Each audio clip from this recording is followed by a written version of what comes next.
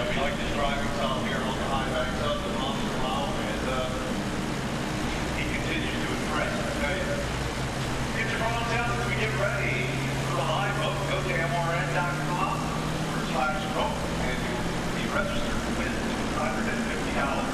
Here's what you're voting on. Who do you think is the favorite for the championship here in 2019? Is it Martin Truex Jr., Chase Elliott, Kevin Harvick, or Denny Hamlin? Text your vote and see what things are going to look like.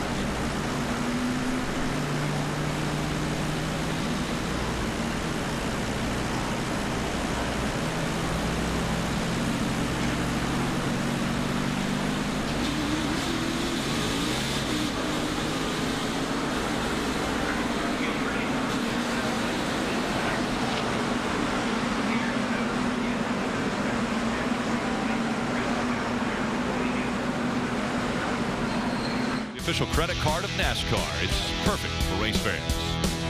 And by Monster Energy. Unleash the beast. Marty.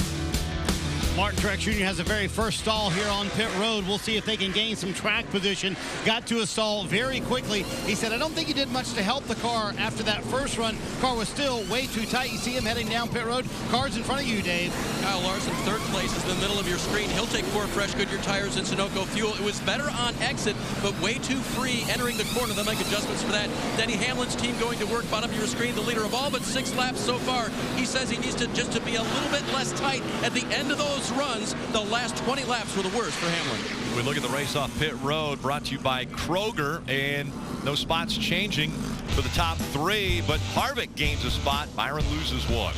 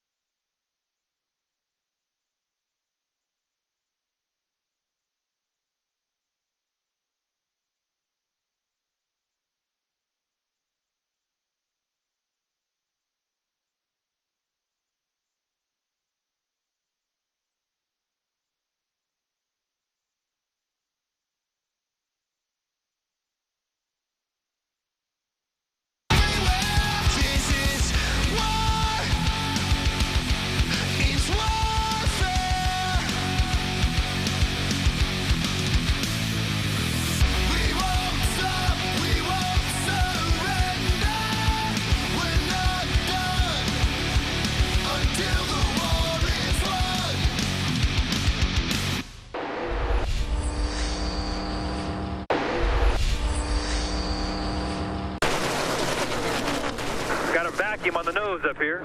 Check your temp. Yeah, the 215, but not bad.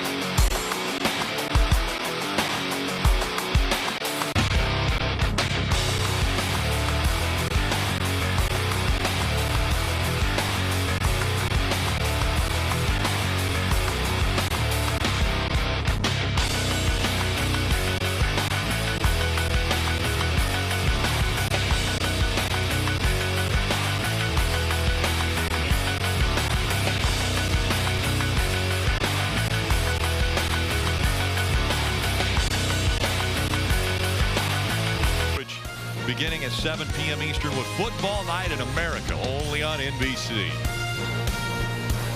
So issues on pit road. 21 had an uncontrolled tire. And the 18 was caught for speeding. Yeah, so let's be clear. The uncontrolled tire rule changed middle of the summer. A lot of conversation about it, but it's no more arm's length, no more this. It's a safety issue, or if it impedes another pit stop. The 21 got a couple pit stalls away, so this is definitely a safety issue. You're going to see right here, the front tire gets rolled. Oh, no, takes a right-hand turn. I mean, this thing is definitely, that is a safety issue when it gets, what, a pit stall and a half away. The 88 of Alex Bowman, unfortunate. Watch this left side right here. Left front tire comes off. And I think it hits, oh wow, man, that is dangerous. Luckily, not a lot of damage, no hands in the way. The left side skirt side of the car looks intact. So Bowman didn't lose a lot with that when the car came off the jack, but we look at the stage 1 results. Mention points being distributed. Well, you see a lot of names on there that earn points. Hamlin, Truex, William Byron, like I said earlier, had to capitalize with drivers who did not capitalize. This group, we knew about Joey Logano and Chase Elliott, who had issues, and Brad Keselowski, he has some playoff points. I look at Clint Boyer scoring 0 points in this stage, guys. While he did save that lap by outrunning Denny Hamlin for all those final laps, no stage points, falling a little behind. And at the top of that list, Brad Keselowski, I talked to him earlier today. I said, you know, what's the goal? Do you think you need to win at this racetrack, or are you looking ahead to Talladega and just don't want to have a bad race? And he said, well, we don't know if we have a winning car as far as the speed, but we do have a goal of 30 points. We want to get at least 30 points in this race because that sets us up for Talladega, which we know is a big race coming up next. There's a great opportunity for Brad right here, starting in 10th place on the outside line. That line tends to be able to get a spot or two before that bottom line starts to create some momentum. And Denny Hamlin has a new attacker. That 19 car on the bottom. Let's see what he can do with some clean air right here at Martin Truex Jr. Field going through the Geico restart zone. Back up through the gears they go. And a great restart for the 4 of Kevin Harvick, already challenging for second. That inside line is so hard to get a launch from. Martin recovered in turn 1, though.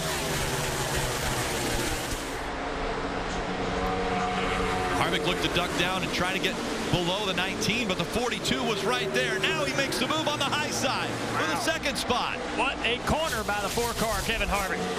Right around the outside of that 19 car.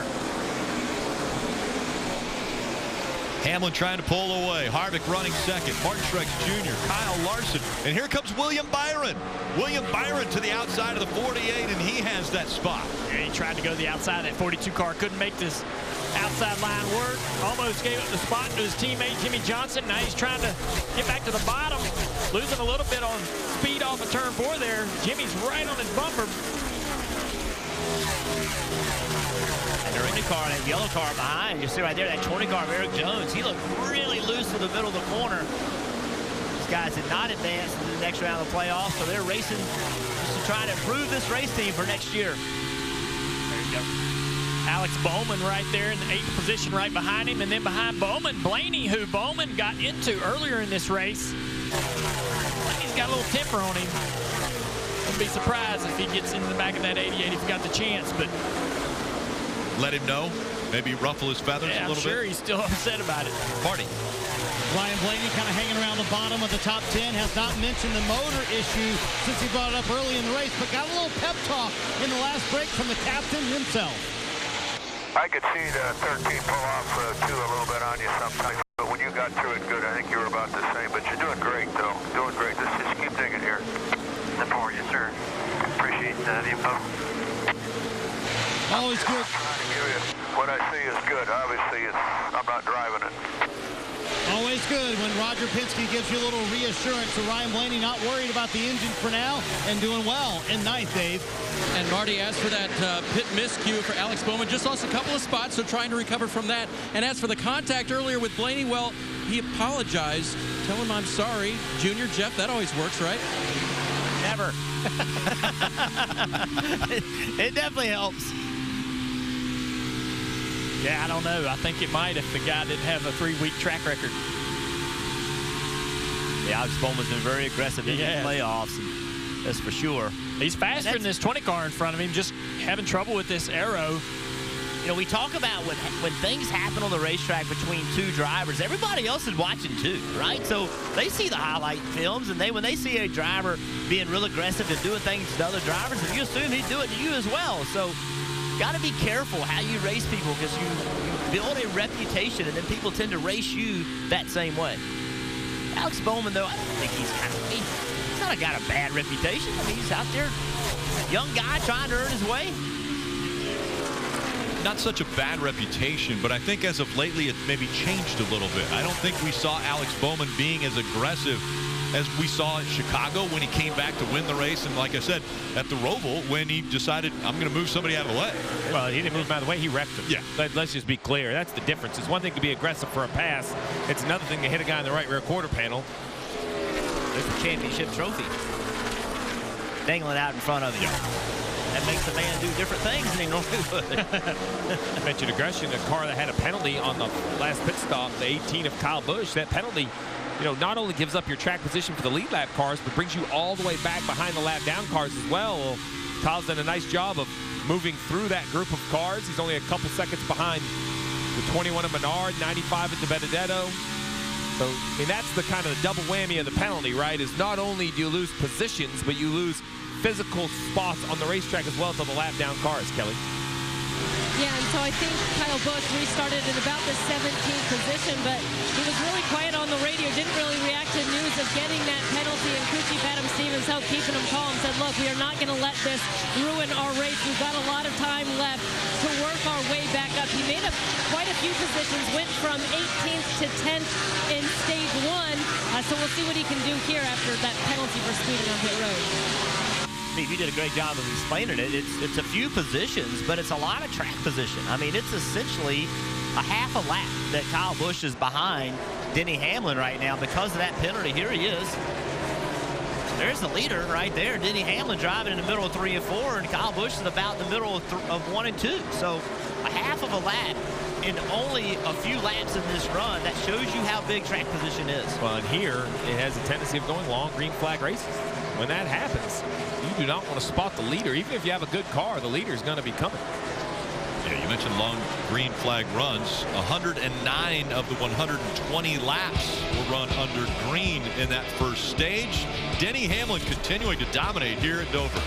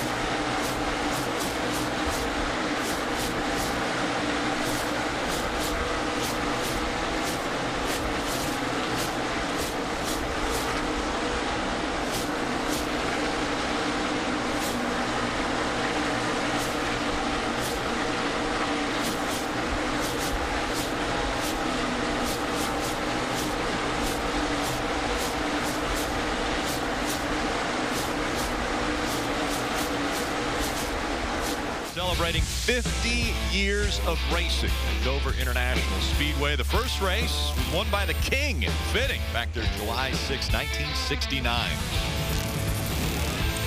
Then his son decided to go do it. They put concrete down. It suited Kyle Petty. Went to victory lane. I was lucky enough to get a win here in 01, September 23rd. 7-time champion Jimmy Johnson 2017 won his 11th Cup Series race here at Dover. That's 11.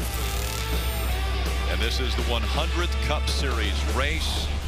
It's the Dryden 400 from Dover International Speedway. Where do you put 11 monster trophies, do you think? We should ask Jimmy Johnson. I think I'm going to ask him. And then I'm sure he would appreciate this year's Monster Mile because of it being the 50th anniversary. Miles the Monster is actually gold, a golden trophy for the winner of this race. And the track president made the comment earlier today. He said, you know, it's great for the guy who wins it, but it's really for everyone who's ever raced here and won here because there's so many memories that have been made. I know, Jeff, you and Junior both have been able to win at this racetrack. Man, that gold one would mess up the decor, though. It doesn't match all the other. Oh, so you turn it away? No. Okay. Kevin Harvick here in second place, been able to keep this spot and create a little distance between him and Truex. I thought Truex might have been the strongest car on that very first run, but here Harvick has improved his car, Jeff. Yeah, Kevin Harvick is really good. He was really happy with his car yesterday. Guys, I want to go through the field, and we'll start off with Denny Hamlin, who's up front. Dave. And Rick, though he's dominated today, they've got to be careful not to adjust that car out of its groove. So far on this run, it's been, according to the driver, pretty darn tight on the early laps here, Marty. Hamlin won the pole, and now is trying to hold off Harvick, Rick. Yeah, Dave, the 11 of Denny Hamlin definitely under fire right now as Kevin Harvick has closed the gap down to 0.2 of a second. Because of this traffic, it's more difficult for Denny Hamlin to find the line that he wants to run. Every time the 11 goes up the racetrack to try to get around the lap car, the 4 commits to the bottom, and that's how he closed in. We saw him just inside that left rear quarter panel off turn 4 a lap ago. Now it seems like the 11 of Hamlin stretching it back out. All these lap cars are running the bottom. That's Hamlin's only opportunity to create some momentum off the corner to get to these lap cars and pass them is using that high side. And it's now creating some distance between him and Harvick as Harvick has not used that same tactic. He is running on the bottom here. He's going to have to get up the racetrack and figure out another way around these guys. Here he's going to go to the bottom of the 8. But it's also allowed the 19 to close in. Truex is there for second. And the 42 behind Truex is in this battle. I think lap traffic is such a great opportunity. Oh, what's happening here? This guy's checking up. Newman coming to pit road. 42 to the outside of Truex for position here. The 8 in front of it. Here comes Larson. That was wild. Hey, here comes William Byron. I want to play. I want to play. And Jimmy Johnson, here he comes.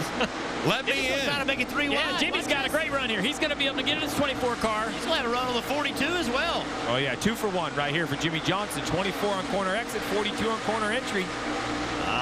That 8 car kind of messed up the 48 a little bit. Kyle Larson's got a good race car, though. Jimmy Johnson up to 5th. Larson just in front of him in 4th. It was heating up for the lead. Hamlin has been able to now put 1.3 seconds between himself and Harvick. Harvick is ahead of Martin Truex Jr. by about a second. And then it gets a little bit tighter. Truex Jr. in front of Larson by only a half a second. Jimmy Johnson runs the top of the racetrack that time through, and look at what it does for the straightaway speed. He kind of pulls away from the 24, closes in on the 42. One thing about Kyle Larson, if he were to see the 48 making game, running that top lane, I can about promise you that's where he would go. He loves to run that top. Here comes Ryan Newman. We just saw him pitting under green. Obviously a problem. Yeah, that was early for a scheduled green flag pit stop, right? Well, he stayed out and took the wave around, so that was when he had to pit. He was trying to save a lap. Marty. Rick, you know what? You can make moves like Jimmy Johnson made as we continue through the field because you can actually hear your team and your spotter. They finally have the radio issues fixed on the 48. Listen to what they had to say. 10-4, yeah, I was hearing it. It's like computer-generated noise on there. Yeah, I'm hearing about it from the shop also, so Channel 2 does sound good. Finally, Channel 2 sounds good. Jimmy can hear Cliff Daniels. He can hear Earl Barberin. That makes everybody happy in the 48 camp, Dave. And isn't it interesting, the former crew chief on the 48, Chad Canal, see now crew chief's at 24. Look who's also running well. William Byron, 6th place in qualifying. A strong car today, operating well. Kelly? It was a disastrous playoffs for Eric Jones and his 20 team. In fact, the problem started in the last regular season race at Indianapolis. Their best finish since 36. The worst of the 3-year stretch between Eric Jones and crew chief Chris Gale, but Gale told me they are now going to treat these last 7 races as though they're still a part of the playoffs. There's still a lot for this team to gain. Dave?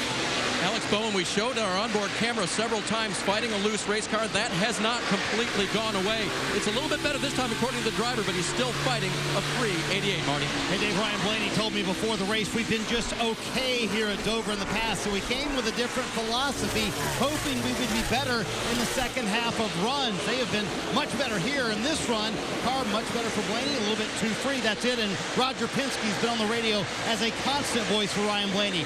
Kurt Busch a moment ago told me, or before the race told me, we picked a really bad time to have our 3 worst races of the year in round 1.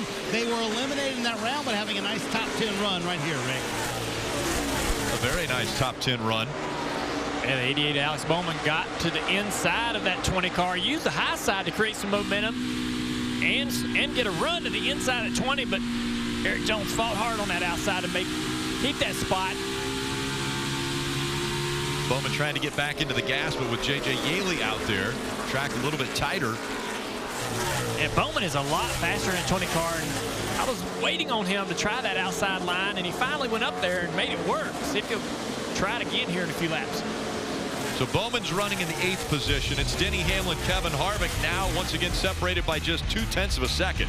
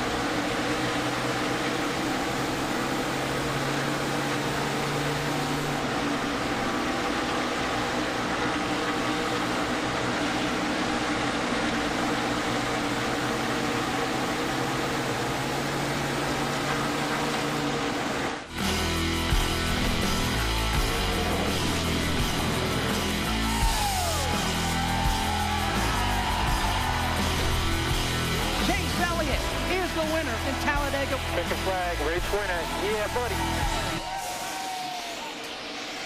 Next week, it's Sunday on NBC, and that's why, as we looked at that footage, that's why everyone is hoping they have a great race here at Dover, because the unexpected is always happening at Talladega.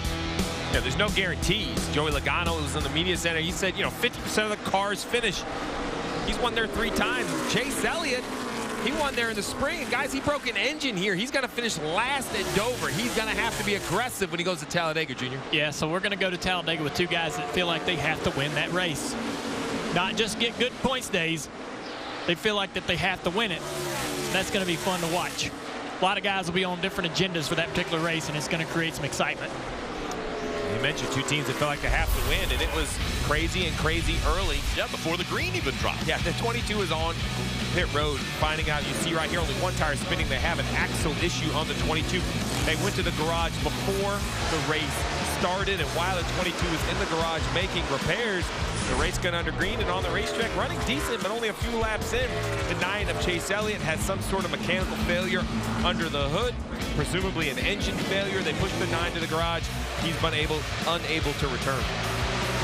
Chase Elliott out, and Logano, he's on the racetrack, turning great lap times, but he's 23 laps down, so impossible for him to ever get 23 laps back and be in contention in this race. So those great lap times would just make the wound a little bit, sting a little bit more. It just proves they have a car. Could they have won? I don't know, but could have ran somewhere inside the top 10 probably.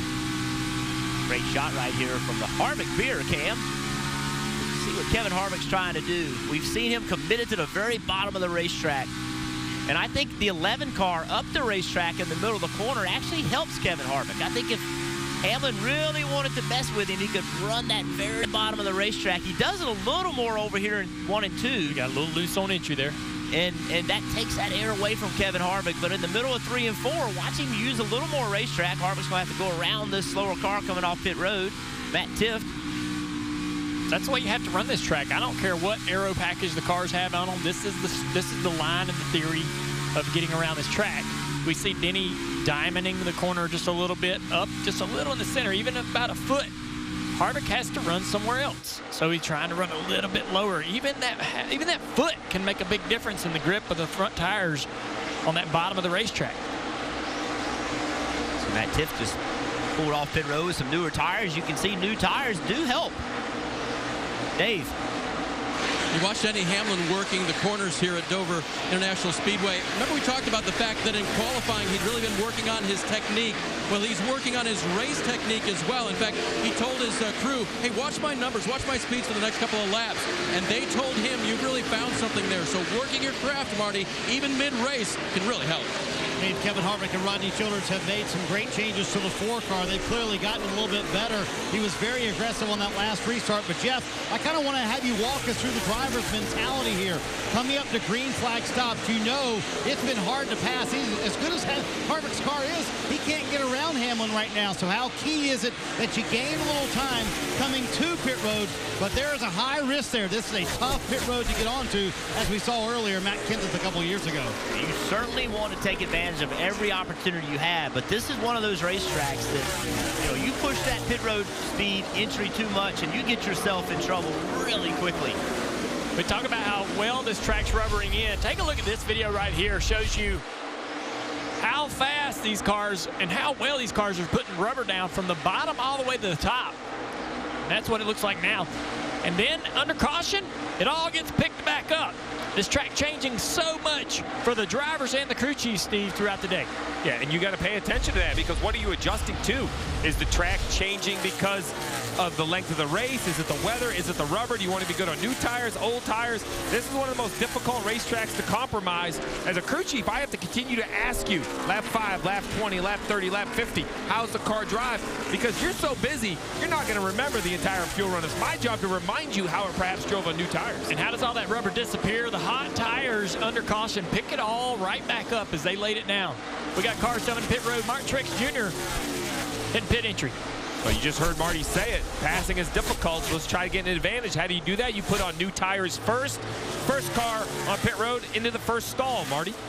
And there's a big risk and reward here. Like, you get those tires on, and Cole Pern and I were talking about this. He said there is an advantage to being the first on new tires, but it is extremely high risk as well because of what we just talked about. Someone could get into the wall here and come down pit road and cause a caution, which could be an issue. But Martin Truex Jr. pitting there, saying the car was slipping on landing. They make an air pressure adjustment. Kevin Harvick also coming down pit road here. 0 complaints from Harvick during that run. They just need the track position to maybe get around the 11 days. Leader Denny Hamlin is on pit road, going slow, 35 miles per hour, the pit road speed limit. He'll go all the way to the pit outside of pit lane. He's in the final stall. Here he comes, hits his marks perfectly. He needs a little bit of an adjustment for a car that was very tight, Marty. You can hear the confidence in Ryan Blaney's voice during that run. He said, if you can help me on entry, that's what would help me the most. Jeremy Bullins does that. Wedge adjustment, air pressure as well. We'll see if they helped out the 12 enough. 42 of Kyle Larson is on pit road now. There you see him crawling as he comes down. His car this time is a little tight on the exit, although the entry feels pretty good. So as a crew chief, Chad Johnston has to make sure he fixes one but doesn't mess up the other. Meanwhile, bottom of your screen, the 24 of William Byron in as well. His car this time just a little bit to the edgy side. That's in the rear of the race car. You saw the wrench go into the window and back out again. His teammate Alex Bowman is also on pit road. There you see him. Good 4-tire stop for the 88 bunch. Green flag pit stop cycling through. It was Denny Hamlin who was up front, had about a 1-second lead over Kevin Harvick. That may change now. Well, the guy that he's racing has changed. The 19, the first car to pit road, between coming a little early and nice job on and off. Good pit stop. He's now second place. He surpassed the 4th Kevin Harvick. So a change for second. Hamlin does a nice job, but the 19 is second. And oh, Rick, a huge penalty for William Byron in the 24. We talked about having to capitalize with the 9 of Chase Elliott in trouble, with Joey Logano in trouble. A big day, a big opportunity for William Byron speeding on pit road. This will cost the 21-year-old at least 1 lap, maybe 2, as he slows down. And watch this. You want to see how slow 35 miles an hour is? Creeping down pit road, his car zoomed by on the racetrack, Dave. And Steve, of course, they practice this as much as they can over the weekend, but race conditions so different. And Chad Knaus even told his driver earlier, when someone else was penalized on pit road, exactly where that driver incurred the penalty. So trying to help the young driver here, but he cost himself this time. Look at the disappointment. That man at the bottom of the screen has won here 11 times. He knows you cannot make a mistake. He is trying to coach his young driver, but that is an unforced error. That's a mistake that everyone makes, but those can be so costly here in the playoffs at Dover. A huge hit for the 24 car. At least a lap down for William Byron now, and now he's the 3rd playoff contender that is laps down here at Dover.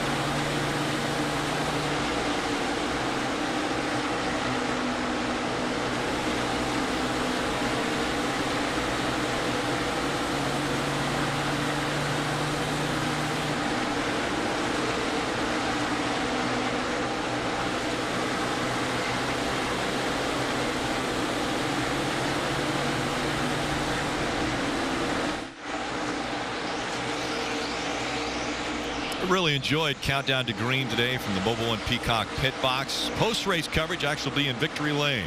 That's followed by Victory Lap after the race. Again with Krista Kyle and DJ. And so speeding once again hit William Byron. Tell us how it happens. All right, so you see he's in the second pit stall. The yellow line down here, that's the end of pit road speed, with the last segment is only about 25 feet long. So picture that right there, that 25 feet. Speed is calculated over distance. They don't have speedometers, how fast you go over that distance. So in 25 feet, Jeff, the average, if you're a little too fast entering or exiting, it's going to cost you. So this is a 24th pit stop. Yeah, so if I'm William Byron, I'm the driver, I know pit road is really, really close. A lot of times you can't even get caught speeding in this end section, but with that section being so small, 25 feet, it takes a very little bit to get caught, and just this little bitty space from there to there, that's essentially where he was speeding. And a lot goes into that, Jeff. This is a track, it's really odd. It's one of the fastest tracks that has a 35-mile-an-hour pit road. That matters because teams then usually use first gear on pit road. Normally they use second, so maybe it just accelerated a little more than he anticipated. And that could have been a miscalculation. Like the engineering staff, I'm not saying they did, but they could have told him you can't speed. Good point. In this section because you can't accelerate fast enough to be speeding. That could have just been a simple miscalculation, or William Byron just carried too many RPMs. And you see all of the drivers already that have had issues in the playoffs. Joey Logano, Chase Elliott, Kyle Busch, as well as the 24 now of William Byron. So keep this in mind. The way drivers have to calculate pit road speed is simply off of RPMs and the tachometer, right? So when William Byron launches out of his pit stall, his tachometer is going at a higher RPM than it would be. He has to stop and back up and then find his pit road speed with his tachometer. There's not enough time to do that in that short section. So going forward, he's just going to have to be a little more careful leaving his pit box. Well, you said going forward, so the question now is going forward. There's half of this race left. What's the path for William Byron? Well, luckily, because he was running so well, he has lost a lap. He's in the 16th position. The second car 1 lap down. He's kind of looking for Ryan Preece in the 47 out there. If he can get out in front of the 47, who is right in front of the 24, he's actually attacking him right now. That will put him in the free pass position. So William Byron now the first car 1 lap down. A yellow, back on the lead lap, penalty served. Well, this battle you're watching right here, the 18, Kyle Busch, 21 of Paul Menard, they've been going at it. Well, they better go because that 11 car, he is coming from behind. 38 to go in this stage, and right now, Kyle Busch has moved up the racetrack trying to find some clean air. It's actually hurt the lap time of his car, but he's had to do it trying to find clean air to get by these guys. But he knows the sense of urgency is high right now because Denny Hamlin is rolling and coming quick. Yeah, it's going to be a moving target for William Byron now because as soon as Denny Hamlin catches up to the next car that's on the lead lap, which, by the way, is Paul Menard, and he's right in front of Denny Hamlin. Once he goes a lap down, then that's who William Byron has to catch up to. But there's a battle for the lead brewing. As these guys are catching this lap traffic, it's allowed Martin Truex Jr. to close in on the leader. And Denny going through the middle here, trying to get to the outside at 37. Truex going to the bottom. He's going to get on the quarter pound on the 11 car. Momentum off the corner. Goes to Denny, pulls away. But they're catching all this traffic as well that the 18 and those guys are having to fight off and fight through. That's going to allow the 21 of Menard and Kyle Busch to put a little distance between himself and the leader. You see the 18, he's gotten by Matty D there. That was a great battle they were having. Got 3 wide just for a moment. The 18 got by. That's a lot of cars now that Kyle Busch has put between he and the leader. That's probably enough to save him and keep him on this lead lap. That's it. Listen, when you get down, you can't quit, right? Kyle Busch, great job understanding the situation, pushing the buttons, making stuff happen to stay in this lead lap. The 11 has led 196 laps, but the one weakness I have seen, if you can say he has a weakness, who's led almost half a lap, is moving her off the bottom of the racetrack. I think when they can run the bottom, guys, the 11 is the best car in Dover currently. See right here, bottom of the racetrack, he's going to pull the gap on the 19 of Truex. But when the 11 is forced off the bottom, even by a slower car, the 19 matching lap times up top, the 19 is better than the 11. So right here, as the 11 catches the 38, the 38 looks like he wants to run the bottom. So if he runs the bottom and forces the 11 up a groove, I expect the 19 to close in. Dave. And Steve, just a little more information for you. He radioed about 20 laps ago, if I don't brake, I could hit the bottom better. It just makes me too tight on exit right there. And you saw the difference. The 19 car was 7-8 car lengths back. The 11 has to run up a lane. He loses 4 or 5 of those car lengths. The 19 goes up, and look, the 19 Look at the momentum it creates. Yeah, right. He's pretty good up a lane, and now he comes with that momentum. So drivers, does Chris Lambert, the spotter for the 11, does he try to mention something to these cars that they're coming up on? Yeah, but he's just on the roof. He's not driving them. Truex running that high line there, running a little bit higher, trying to create some momentum. He's trying to get clean air on the nose. But that information coming to Denny Hamlin's really important, because at the center of the corner, you can't look in the mirror. That's a place where you got to be looking out of the windshield. So, yes, that information, if this 19 is making ground doing it, needs to come to Denny Hamlin so he can change that line. As long as Denny's got good, clean track in front of him right now, I don't think Truex can form anything on that outside line. He is gaining some momentum there, but he's going to need some lap traffic to slow that 11 car down when he uses that high side to create an opportunity to pass. Well, the guy behind him, look, Kevin Harvick, he's running down as well. This battle with lap cars, and now Denny Hamlin trying to hold off the 19. So if I'm Truex, I just sit right here in the track set on 11 car. I cannot pass him if he's got clean air. I'll wait on him to track down some more lap cars, then maybe move to the high side, be close enough to strike then. And the two guys in front of them right now are the 22 of Joey Logano, who's running very fast lap times, as well as the 21 of Paul Menard. He's running 23.7 seconds per lap. Marty. Talk about the job for Martin Truex Jr. They know all day long their car's been better on the long run than their teammate Denny Hamlin. But Jeff, he just gets to this spot and stops. So you guys are talking about the difficulty of trying to time that pass for him. How big of a challenge is that? Because it's been so tough to get around other cars today. You got to time that pass perfectly, build the momentum at the right time to be able to make this pass for the lead. And you can see with clean air on the 11 car, the 19's at a disadvantage aerodynamically. The 11's driving away. Truex just has to hope he can catch the 11 car in some tough traffic to be able to make that pass today.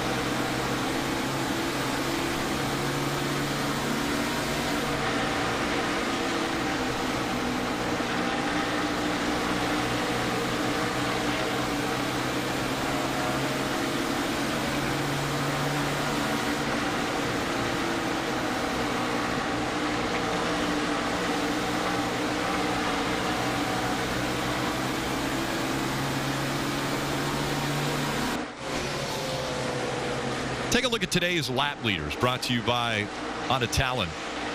Denny Hamlin, this is the most laps he has ever led at this racetrack. Hasn't been able to win here, but trying to change that statistic. But 209 and counting for Hamlin. Kurt Busch has been up front for 3, and Kyle Larson for the other 3. I think what we've seen, though, is this 19 has been able to stay close to the 11. The 11 knows they don't want to give up control of this race or have to continue to work on their car. On the right-hand side, Kyle Larson, the 42, trying to get by the 4 of Harvick. All right, we're far enough into the run here where that outside line and them old tires should be an advantage for this 42 car. That should be an option, even in clean air for the 4 car. Look at that 42, roll that center. Great job to get to that quarter panel and not allow the 4 car of Harvick to be able to open up the wheel and the throttle on corner exit. Something about this racetrack, Kyle Larson just clicks. Dave. Been a good day so far for Kyle Larson, but the round of 12, never good for him. 4th consecutive playoff appearance for Kyle. In the first 3, he has never gotten through this round. So what about this time? Talked to Chad Johnson, his crew chief, and we were reminded, never won here at Dover, never won at Talladega, never won at Kansas. But this track and Kansas are in the wheelhouse of the 42, and he's showing it again today. He is showing it. There's something different about the 42 this year where I just feel like he doesn't overdrive the car.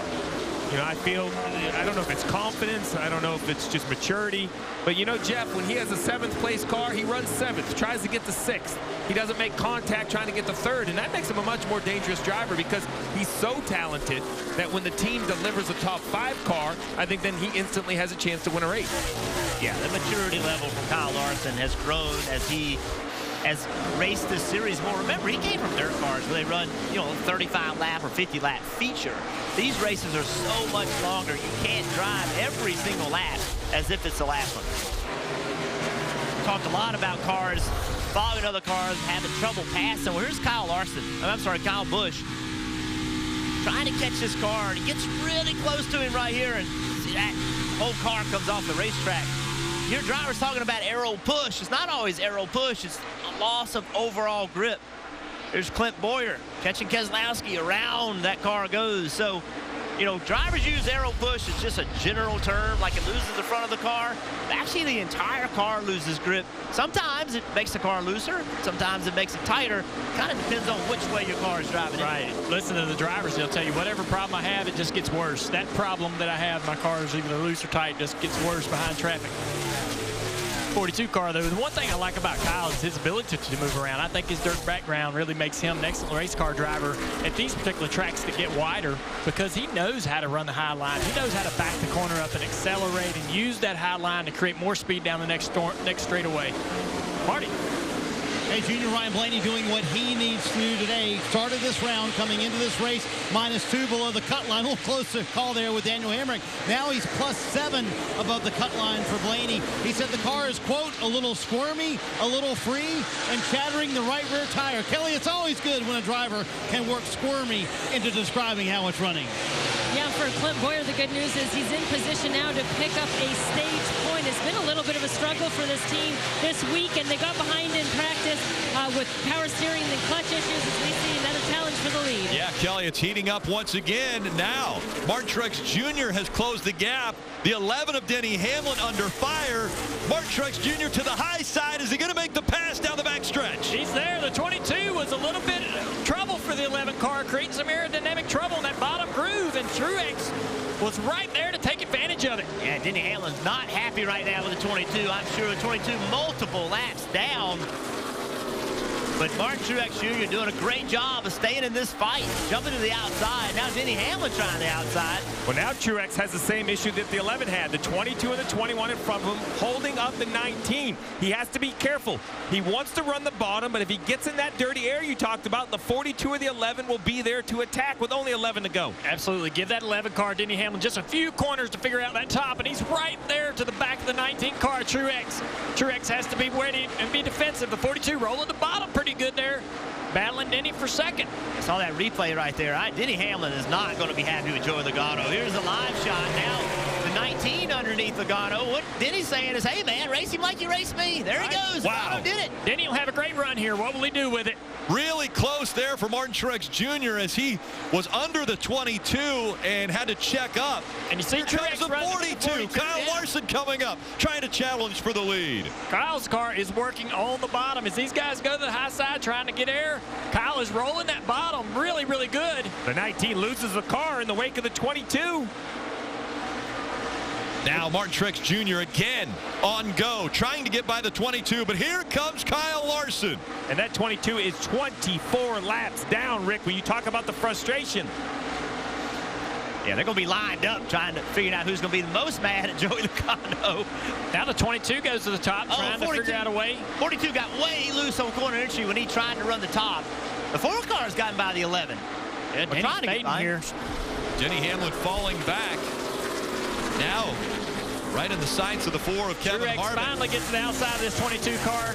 With momentum, will he have enough to cross over? Will the 22 let him have the bottom of the racetrack? Here comes Paul Menard though, he might also get involved here as the 42 goes really high. Paul Menard's on the lead lap, trying to stay on it. Oh, it's low contact. And now the 19 of Martin Truex Jr. has cleared the 21. The 42 of Kyle Larson now fighting on the bottom of the track. How about Joey Logano jumping on the outside of 21?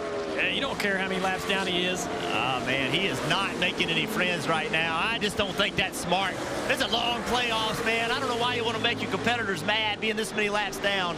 Not smart play, in my opinion, by Logano. Here comes Hamlin one more time. He's going to challenge the 42 for second. Yeah, the 42's having trouble here trying to get around these guys. It's going to create an opportunity for Hamlin to go around the outside. Whoa, then he almost got squeezed in the wall by the 21 of Menard there.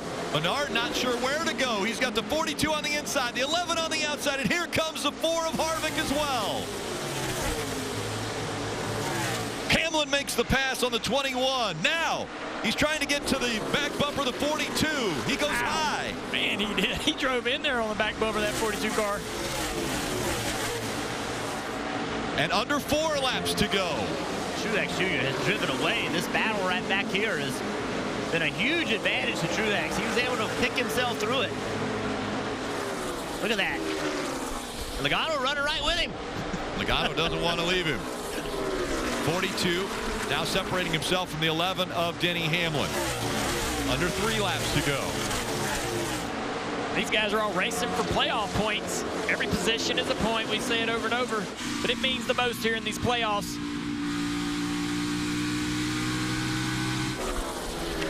Two to go for Martin Truex Jr. in stage 2. Pit road is closed. And that was just conveyed to Joey Logano, or at least a driver wants it conveyed. So Martin Truex Jr. out in front of Kyle Larson, Denny Hamlin, Kevin Harvick, and Jimmy Johnson, still a part of the top 5. Alex Bowman, Eric Jones, Blaney, Keselowski, Boyer all looking to gain some stage points. And this is the question mark about the 11. He's led 218 laps. He's lost control of the race. Adjustment time, right, Rick? Coming to the end of the stage, he's got to work on his race car. One thing he has an advantage is he has that #1 pit stall, but it's the win of stage 2 for Martin Truex Jr.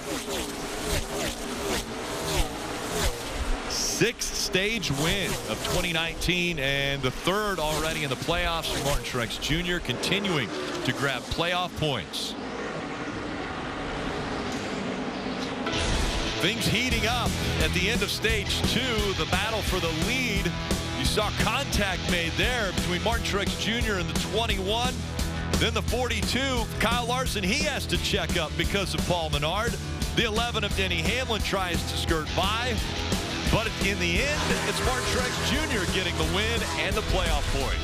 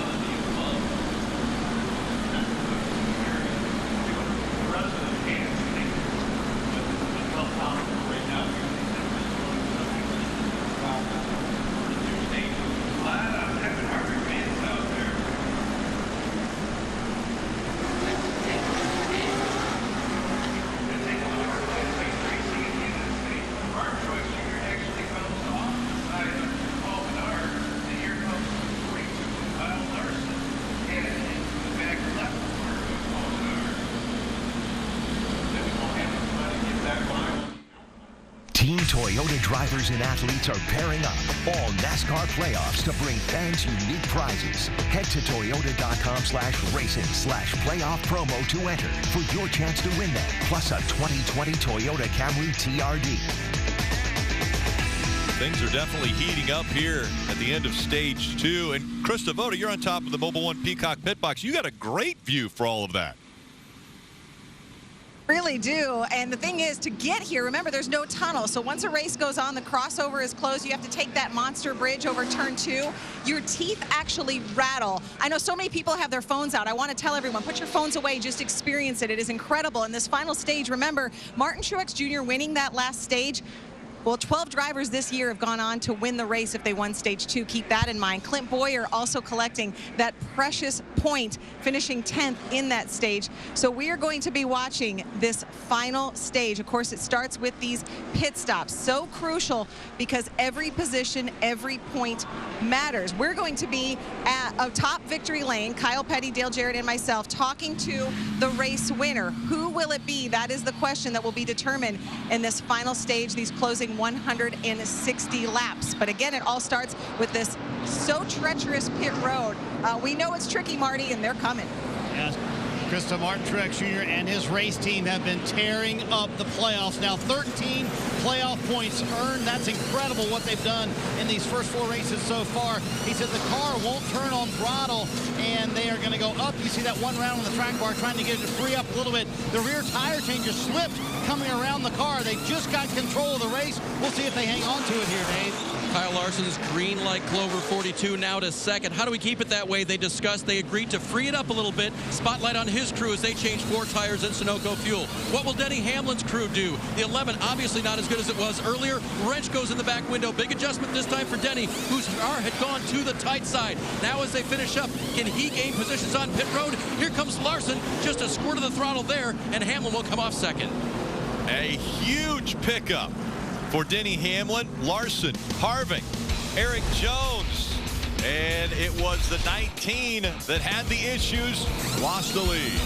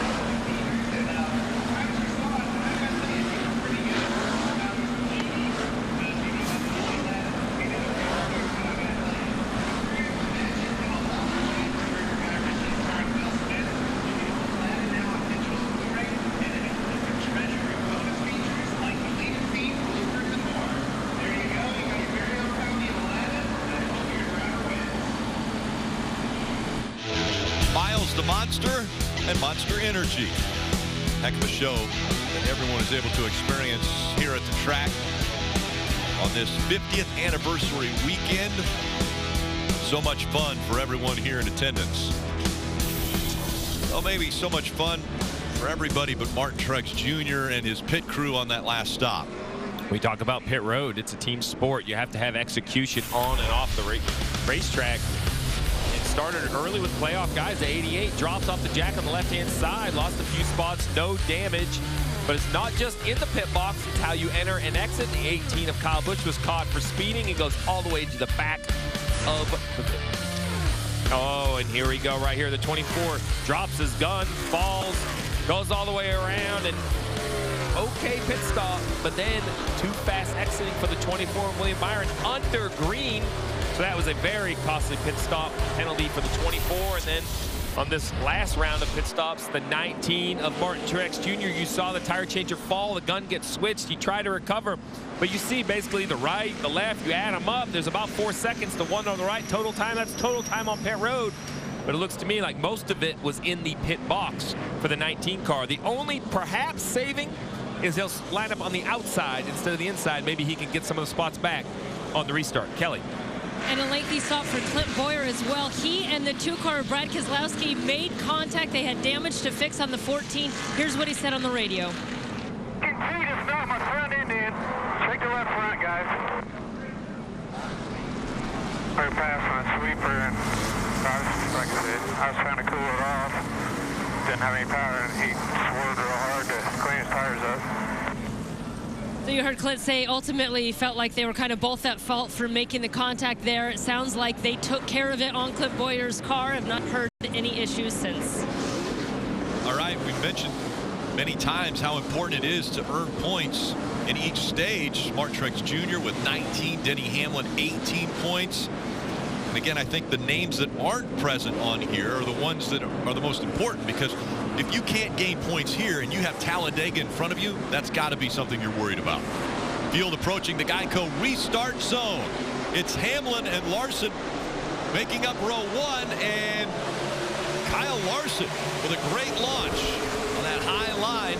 Behind him, he has the 20 of Eric Jones. Look at Truex climb the hill, trying to get to the outside of the 20 to take a 3 wide. Unable to get there. Will he have momentum?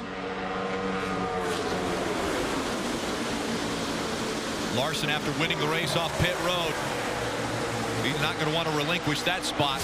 He knows how important it has been for Denny Hamlin all race long. We'll see if Denny Hamlin will have anything for him early in this run. Everybody on the bottom is just Brad Keselowski trying to make that outside. Oh, Truex gets real tight back there in the middle of 1 and 2. Harvick to the inside. Truex was real close to that 20 car. Lost the bottom. Looks like he's going to be able to fight this 4 off. Oh, he's still there. Harvick not going away easy here. Martin Truex Jr. has to be frustrated.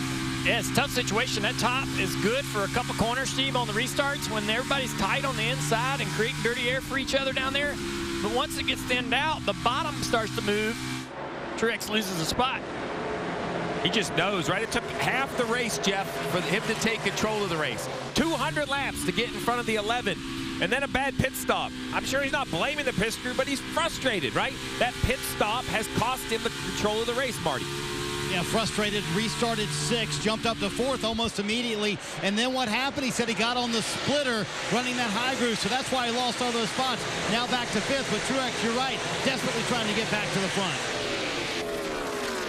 Larson, Hamlin, Eric Jones, Harvick, and Truex, the top 5. Bowman, Blaney, Keselowski, Johnson, and Kyle Busch, the top 10. That was Truex saying, I could have had the 20, but I was afraid he was going to run me in the wall, guys. So also knows what kind of car he has with 148 to go. Not quite time to push an issue like that. Yeah, I think he's got a great car, but he's also got some fast cars in front of him. They're just not going to be that easy to pass. We saw, like you said, how long it took him to get to that 11 car. That took 2 stages. Steve, you break this last stage up into 2 stops, or can you do it? You can do it on 1, but is that too long on the set of tires? No, I think you have to gamble and try to do it on 1. You hope it's not too long on 1 set of tires, but I really feel like you're going to have to go, you know, 75, 80 laps on each set and make it just on 1 pit stop. There's just pit road is slow at 35 miles an hour. The lap times are fast, so if you don't get a yellow, I expect to see guys split this one up about in the middle. Heard that report from Kelly about the 2 and the 14 making contact. Well, Brad Keselowski's in 8th. Clint Boyer down to 13th, and here's Kyle Busch. Remember, he was not far from going a lap down just a little bit ago, and he's had all types of issues today, but right now battling in 10th position. Brad Keselowski in front of Jimmy Johnson. There's Kyle Busch. I don't know what kind of result Kyle will get out of today's race, but I think that team has to be concerned, I think, about their lack of speed overall compared to their teammates. They got two teammates who've been running up front all day long. It's just puzzling to see this 18 team. I wouldn't say this is struggling for most teams, but for them, I would consider it underperforming. Yeah, I think expectations are a little bit higher with Kyle, especially the way he started the season. 4 wins early, and you thought, okay, things are going well for Kyle. And then he's been winless for quite some time. Yeah, just you're looking at just where the car's running, where the speed is in the car, and you just don't see the traditional top 2, top 3 speed that you usually have with Kyle. Harvick trying to get to this 20 car, Marty. Hey, Junior, what happens when you're a driver and you get a little frustrated? You get angry behind the wheel, right? It's hard to pass out here at Dover today. Well, evidently something just happened between Brad Keselowski and Jimmy Johnson. Jimmy came on the radio and said, all right, you better tell Brad to hang on. This is going to be fun. And then Cliff Daniels radioed to him and said, hey, just remember, they have a lot more to lose than we do in this race. So let's keep an eye on that 48-2 battle. Some of that Jimmy Johnson talking about a few weeks ago, he made a comment, look, I'm not into playoffs, but the people that are, I'm not going to let them take advantage of me. And they will. Like when you're in the playoffs and you're racing a guy that's not, you're going to do things to him that you wouldn't normally do because you're like, hey, man, you got nothing to lose, and I got a lot to gain, and that's what you do. You get taken advantage of. So Jimmy Johnson was public saying, I am not going to put up with it. To that point, Jeff, Jimmy in the media center said this week, yeah, I'm kind of tired of those playoff drivers running me the way they've been running me. So here's my system. One time, okay, that's fine. Second time, you get a phone call. Third time, I'm going to race you the way you race me. So I think Jimmy's had enough of these playoff drivers taking advantage of him, and he's not going to take it anymore. I think it's funny, Jimmy Johnson complaining about playoff drivers. This is his first time he's ever missed the playoffs. Yeah. Well, that's a pretty basic response. He's figured out how the other half has to live. That's a pretty basic response. First, I'm going to do this, and I'm going to give you a phone call. Yeah. Then I'm going to, you know what I mean? So that's Jimmy Johnson giving people the benefit of the doubt. The 7-time champion, Jimmy Johnson. The 83-time winner, Jimmy Johnson. You watch him, though, man. He's got a much faster car than Keselowski, and he will get this close and then lose the nose off the big spoiler on the back of that 2 car. And big news for that team this week as well. Announced that they re-signed Ally as their sponsor. So moving forward, this 48 team has good, solid funding for the next several years.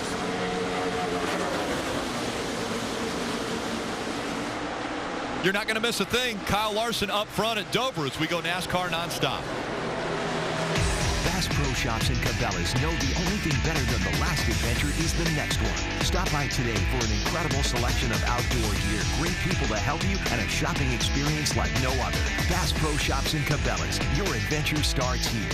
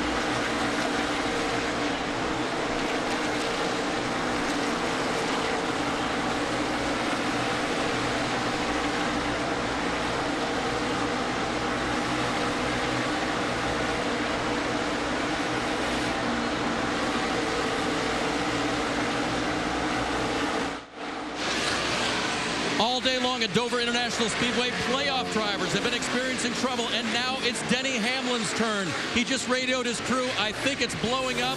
They mounted it for a couple of laps, but Denny is sure that the engine is failing on the 11 car. He's led 219 laps today, Rick, but it looks like it's going the wrong direction. Yeah, he has been the dominant car in this, the Dry 400, but it now looks like another playoff contender could have issues. Maybe those playoff, or excuse me, the stage points that he earned could be the savior today for Denny Hamlin. They could. Be in a golf league or something like that. Just keep rolling. Tell them to keep going, because on timing and scoring, it's yet to show up at all. Lap time right there, fastest car on the racetrack, Denny Hamlin. So obviously I believe what he's saying, that something is amiss. It doesn't sound right. But all the team is saying is, I don't think it's down on power. You couldn't be the fastest car out there if we had less horsepower, but obviously something amiss on the 11. We'll see if it holds together for the final 128 laps. It had a near miss off of turn 4 with a lap car. Looks like it gave him a little bit of damage to that quarter panel. Some close calls for Denny out there today. 219 laps. Denny Hamlin was out front. Now it's Kyle Larson that's leading as we see the 48 able to clear the 2 of Brad Keselowski. That was for the 8th position. Yeah, Brad didn't put much of a fight up there, almost like he let him go. Now Kyle Busch jumping on the outside of him. Brad's car just been out of the racetrack, sliding around, barely hanging on to those positions, struggling. We talked about Kyle Busch, and they've not quite been themselves. Brad Keselowski not himself as well today, just hanging on this backside of the top 10. We heard about Clint Boyer and Brad having trouble with the damage. Well, here they are. They're under caution, coming to pit road. Brad Keselowski warming his tires up, does not know Clint's there, and big contact. That's what Clint was talking about. Clint had his shut off. They shut him off under caution to get the temperature down. So he'd pulled up a little further on Brad than Brad realized, and Brad was just warming his tires up like they do before coming on pit road, made that contact. Matt DiBenedetto, he's also trying to get by Brad Keselowski. DiBenedetto in the 95 makes the run to the bottom of the racetrack. Brad's really falling off right here. Talked to Brad this morning. He was not happy at all with his car yesterday. Told me that his goal would be finished 10th today. They just were not good at all. Had no confidence coming into this race. Keselowski is one of those drivers who wanted to make sure he earned some points, but never was able to earn points in either one of the stages. Actually, he did get 2 points in the second stage. That was it, though, for him. I will say, guys, when you talk about the rounds of the playoff, I don't think the first round, the round of 16, could go any worse for the driver of the 20, Eric Jones. But having a great day here today, running third. But mechanical issues, a bunch of issues eliminated this 20. Didn't even really get a chance to fight to try to advance. So I think he's out here kind of saving a little pride right here, right? Wants to prove that, you know what, bad luck might have eliminated us from the playoffs, but we deserve to be in it. He's going to go out here and continue to race. And Jeff, you had an interesting take on this, right? You said, I think the 20, is the 19, is he going to get to the outside of the 4? He is. You said that you thought the 20 should race like he's still in the playoffs to try to learn as much as he could. 100%. Put themselves in a situation. See, Truex is going to make this pass on Harvick. But I think this young team, they could put themselves in a situation where they can learn what it's like to be in this playoff battle. Just make up points like where you think you would have been and just go and race just like you would be if you were in championship battle. The reason that pass even happened right there with Kevin Harvick is because he's been faster than the 20, and he's been riding behind him right there and getting tight. And a 19 was actually up the racetrack, running a higher groove, creating momentum, and gaining on those guys in clean air. And Harvick not able to move to the high side for whatever reason to be able to try to get around the 20 of Eric Jones. Now the 88's creeping into the picture as well. Alex Bowman's running really high at the racetrack. Oh, watch him over here 1 and 2. Watch what he does. Enters the corner really high, uses all of the racetrack, and then he turns. Runs off the corner a little bit lower. Ooh, big run. Yeah, didn't do it that time, and it actually hurt his exit. He's been turning early and getting down kind of the middle of the racetrack. Right around this lap on tires, we start to see guys move up the racetrack and make time there. They're not able to make that time on new tires, the bottom being just the quickest route around. But once these guys, I mean, they can't do anything running behind each other. They're not going to drive up there to the back of each other because of the rear spoiler on the car. So they have to get out from behind each other and run that high line, and we start to see that happen. Jones to the high side. I think that's going to create an opportunity for Truex up there. Trying to get by Matt Tiff. Yeah, he's trying to go to the high side of Matt Tiff. He's going to be able to make that pass. Truex not able to get around Jones, but Jones way to the top. Truex down low. It's interesting, like Eric Jones said, hey, I like it up here. My car feels good, but how will he race his teammate? Well, we're seeing right here, they're going to be aggressive. Again, Eric Jones not in the playoffs. Martin Truex Jr. is in the playoffs. I think he let him go right there. I really do. He had the momentum. Look, he's down the race straight away off the wall. And Junior, he just told his spotter Clayton Fuse to say, hey, go to the 20 spotter, say, hey, come on, man, don't mess with me here. Look at 88. Oh, man, that was almost close one there with Harvick and the 88. The 88 on the right rear quarter panel. Smart decision, though. 88 Alex Bowman could have just drove it in there. I got the spot. Instead, he didn't. He lifted, waited to fight again on the next corner, and still made the pass without having to push that issue. Right here, Alex Bowman has a decision to make. Can I drive it in here? Nope, I'm going to lift a little bit. Harvick doesn't know I'm here. Smart move. So now Harvick has lost 2 spots. Here he lift off that throttle. Yep. Harvick's lost a couple spots, and now the 88 trying to get by the 20 of Jones, Dave. And that's a great battle. They made a good adjustment on that last pit stop. That car was free in and off the corner and needed a little more center turn, and so they went to work on it. The 88 is fast. Things heating up right now. 3rd, 4th, and 5th as we go NASCAR nonstop. Larson still up front.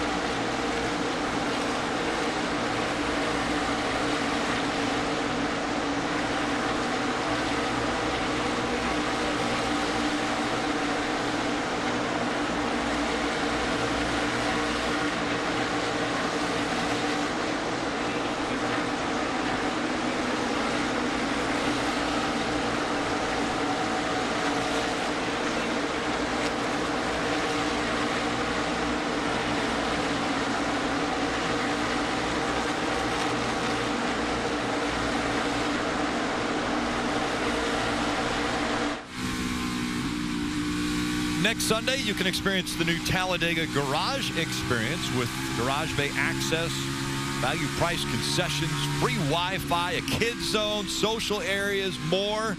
All you have to do is go to NASCAR.com/tickets. Get your tickets to that race. And not only are you going to have fun in the infield and outside the racetrack, but the racing on the track is amazing. I was pretty fired up to see what they did here at Dover, that brand new Cup garage. You see here Kevin Harvick get out of the gas a little bit. Beautiful down there in the middle, 1 and 2, brand new building, reinvesting in the racetrack. Talladega next week, so many upgrades for the fans. We'll have to look forward to, not even mentioning what's happening on the racetrack. Great experience. Look at that right there, that right hand, working that right hand out.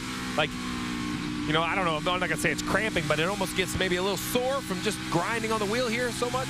I imagine there's so much corner speed here. They got a kung fu grip on the steering wheel, and their hands can cramp up over the long run. I like that kung fu grip. Oh, yeah. White knuckled.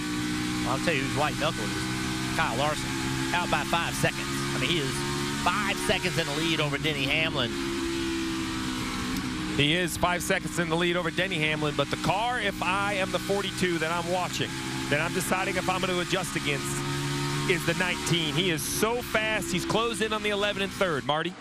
Steve, another playoff driver with problems. Ryan Blaney says he has no brakes. They're going to come to pit road here. He asked him, what do you want me to do? I literally have no brakes. Maybe we knocked off a line or something. And now Jeremy Boland's telling him to try and stop it here in the stall if he can. If he can't, now they're telling him to coast to a stop here to see what they're going to do. But they're going to have to go to the garage. Blaney thinks they may have knocked a line off. He literally has no brakes. You see him get to a stop there, going underneath the hood to see if they can diagnose the issue. When they came to pit road, they were +7 above the cut line. And you hear Jeremy Boland say, take it to the garage. Another victim of the Monster Mile here. So many playoff guys in trouble. Ryan Blaney now added to that list. What a tough break for Ryan Blaney and this team. If you're wondering home, he had no brakes. How did he stop it? Simply put it in gear and shut it off. I mean, that's how you have to stop a race car where it has no brakes. Unfortunately, I have a lot of experience with that. Was having such a nice day, too, running inside the top 8 in a track that he doesn't love coming at. He really says, you know what, I struggle there. But he came in here, I think, with the right attitude, just kind of take what the monster would give him. And unfortunately, the monster took more than it gave this week. Got 4 points through stage 1 and stage 2. If this is something that they can fix relatively quickly, I mean, when I say that, within maybe 15 laps, he could still be in front of a few drivers and get a little bit better of a finish position. Yeah, so just let's remind everybody, if you have an issue that is not accident related, if it's mechanical, you are allowed to repair mechanical issues. That's why we saw Joey Logano go to the garage and come back out. And now Ryan Blaney. I think this is really, if you're Chase Elliott and Joey Logano, not that you want to wish bad things on anyone, this 12 having an issue is kind of a break, right? This is one guy that was clearly outrunning you, and he's going to have a little bit of a poorer finish because of it. Kyle Larson has the 5.2-second lead over Denny Hamlin. Martin Truex Jr. running 3rd. 4th is Alex Bowman. Harvick in 5th. Let's get a few updates as we have under 100 laps to go. We start with Dave. And Rick, something you alluded to when Kyle Larson took quote-unquote control of the race. He's out front now. That's where they want to be, and they talked about it on the radio. There hasn't been a lot of green flag passing here, so I feel like we get a good restart here. Take control of the race, keep control of the race, and, you know, just up to us to finish it off. He got a good restart. It is up to them. They've had control of the race, and Kyle Larson continues to lead now for the last few laps. Denny Hamlin, remember he had that issue as we came out of break talking about the car, thought it was blowing up. In fact, they asked him, are you sure? And Denny said, I am sure. Well, no mention of it since. The only thing that stayed consistent with the 11 is that it won't turn, Marty. That 11, it feels real tight to the driver. Dave, that phrase, controlling the race. Martin Truex Jr. had it until a pit stop a moment ago, the last set of stops. He restarted 6, has made his way to 3rd, and you can count 4 outside passes for Truex today. Certainly determined to get back to the front. Car's a little bit too tight right now, but they've been good on the long run, Dave.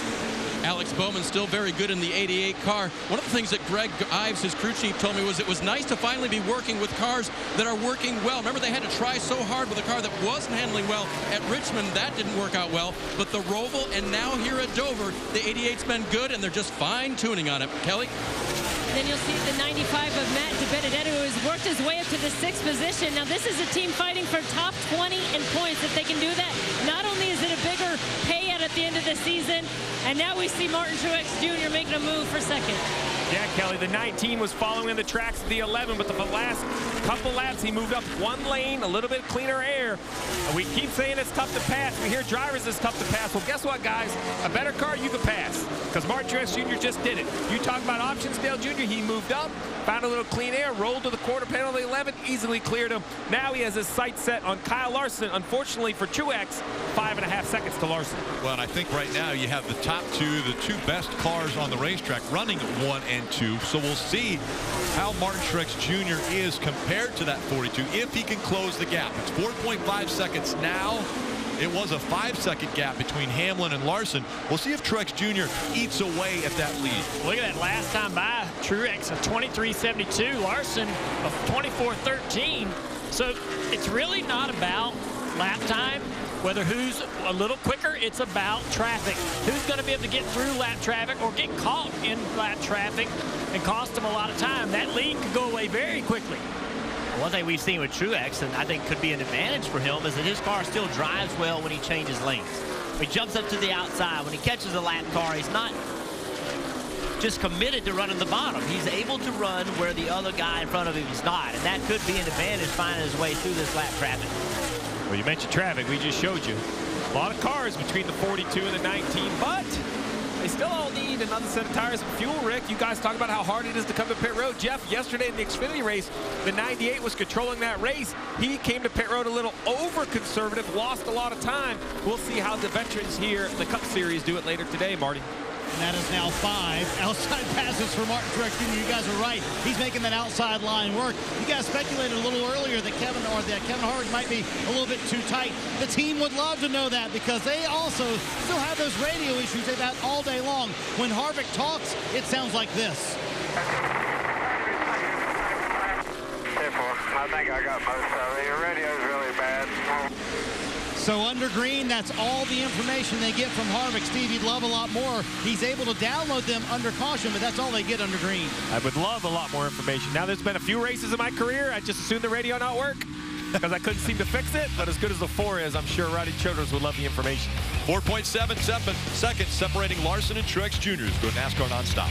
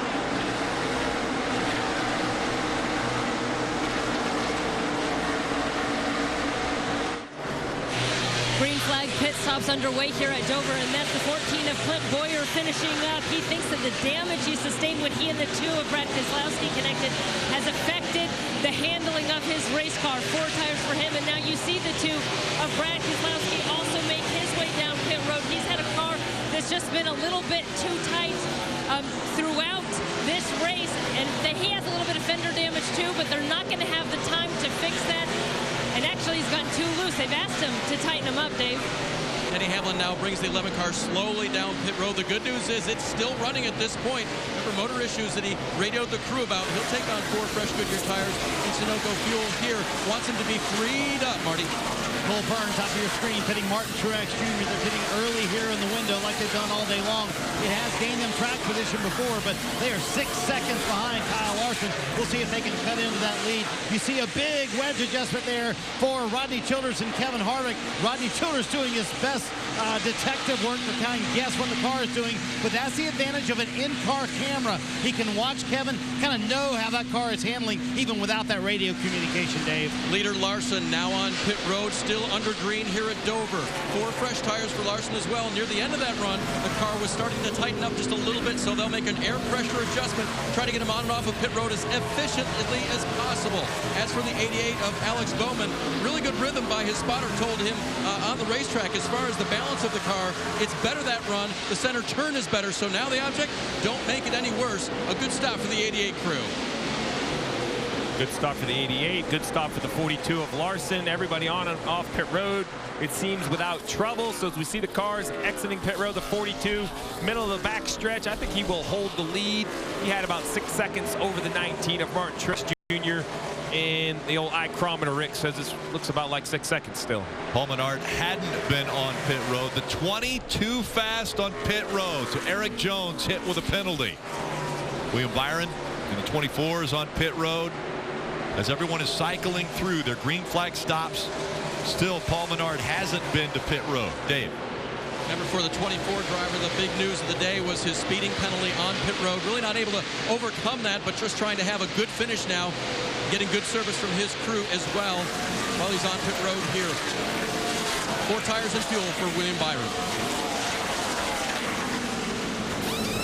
Menard staying out, still being scored as the race leader. Ricky Stenhouse Jr. also has not been to pit road yet. He's running 3rd on the scoring list. Kyle Larson is being scored 2nd, so that's how well Larson was running. Larson and Truex Jr. the only 2 that are still scored on the lead lap, even with others that haven't come to pit road yet. I think we talked about it earlier. Kyle Busch back in 8th place, not the speed that we normally would expect to see from Kyle Busch, but going into the race, just weren't happy at all with their car. And this is one of those days, Steve, that you got to claw out, right?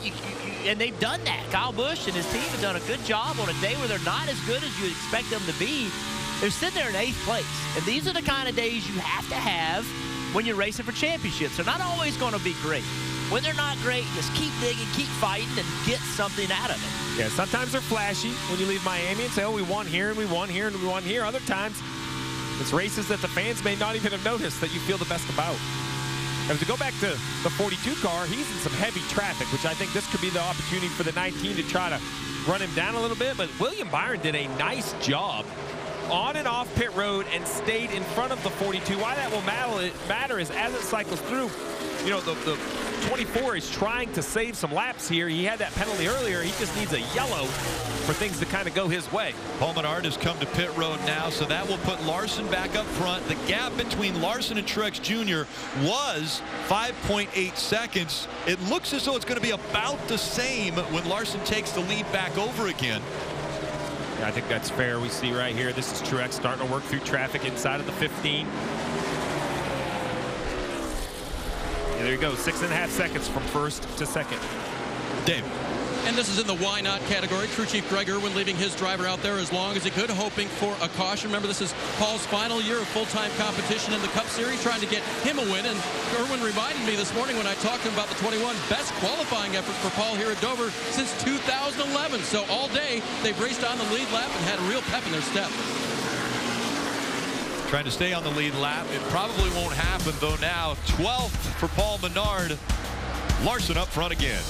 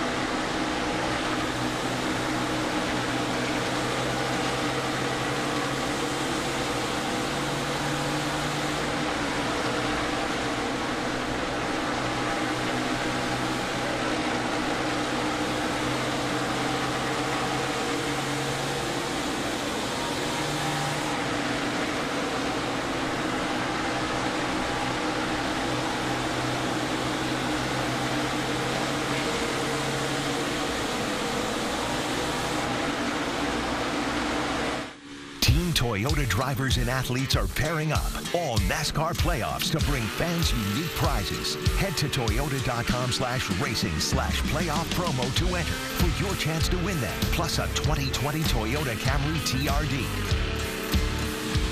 And Kyle Busch will be a part of NASCAR America Motor Mouse on Wednesday. And always fun to have Kyle Busch a part of that show, because the callers can call in, chat with him, get his opinions on things going on in the sport. And he's one to give his opinion. I will say, the last time he was on, I thought, well, he'll put a filter on a little. No filter. Same Kyle Busch. Love it. Yeah, the ones that the fans love and the ones that fans hate. Great run today for Matt DiBenedetto. He's all the way up in 7th place. And I'm surprised by that. He's got some great runs, top 5 finishes, but most of those have been at the road course this year. He's really not shown out at the ovals with top 5 finishes or top 10 finishes, but I think this team has really gained a lot of momentum the second half of the season. He's also got a great deal for next year going in the Wood Brothers car to be excited about. He wants to end well with this team. He's got a great relationship with this program and these people here. And that 21 car is running well also today. Paul Menard running 12th. He's been top 15 pretty much all day long. Kelly. I was talking about this 95 team earlier and competing for top 20 in points, and not only is it about the payout, but it's about getting invited to Goodyear tire tests next year, which would be great for the team and for Toyota in general, since the only other Toyota team is Joe Gibbs Racing. So that's big. When I talked to Matt about his car today, he said it was uncomfortable to drive, but had some good speed in it. I think another driver's excited to see that 95 run well. Christopher Bell, who's going to be driving it next year. How about Alex Bowman? Alex Bowman, great job last week transferring into this round of the playoffs. And then today, coming with game, running at 4th position, tracking down Denny Hamlin. We've seen all day long Alex Bowman been willing to put his car up in this area of the racetrack. Most people haven't been willing to go there. See what kind of run it gets him on this corner exit. Looking for some clean air, trying to get by that 11 car. He knows that's a point. Yeah, it's a little early in the run on the tires to be able to make that high side work. That bottom's still very quick on the, that 11 car still very quick on the bottom. As this run goes on, and as the 11 gets into more lap traffic, could present an opportunity for Alex. But very tough situation right now. He doesn't want to give the 4 car behind him and Kevin Harvick an opportunity to get around him. He feels like, hey, I'm faster than the 4 car. I've worked my way around him. Don't want to give that spot up. Sure, he'll be hard to pass then as Harvick is filling up his mirror. It's a tough situation to be in, Rick, is you got a guy for position behind you. So you can't just think offense, offense, offense. I can't just change and run whatever line I want, because I might give up that position to the car behind me. I don't want to do that. What a great battle for 3rd. All 3 cars right here together.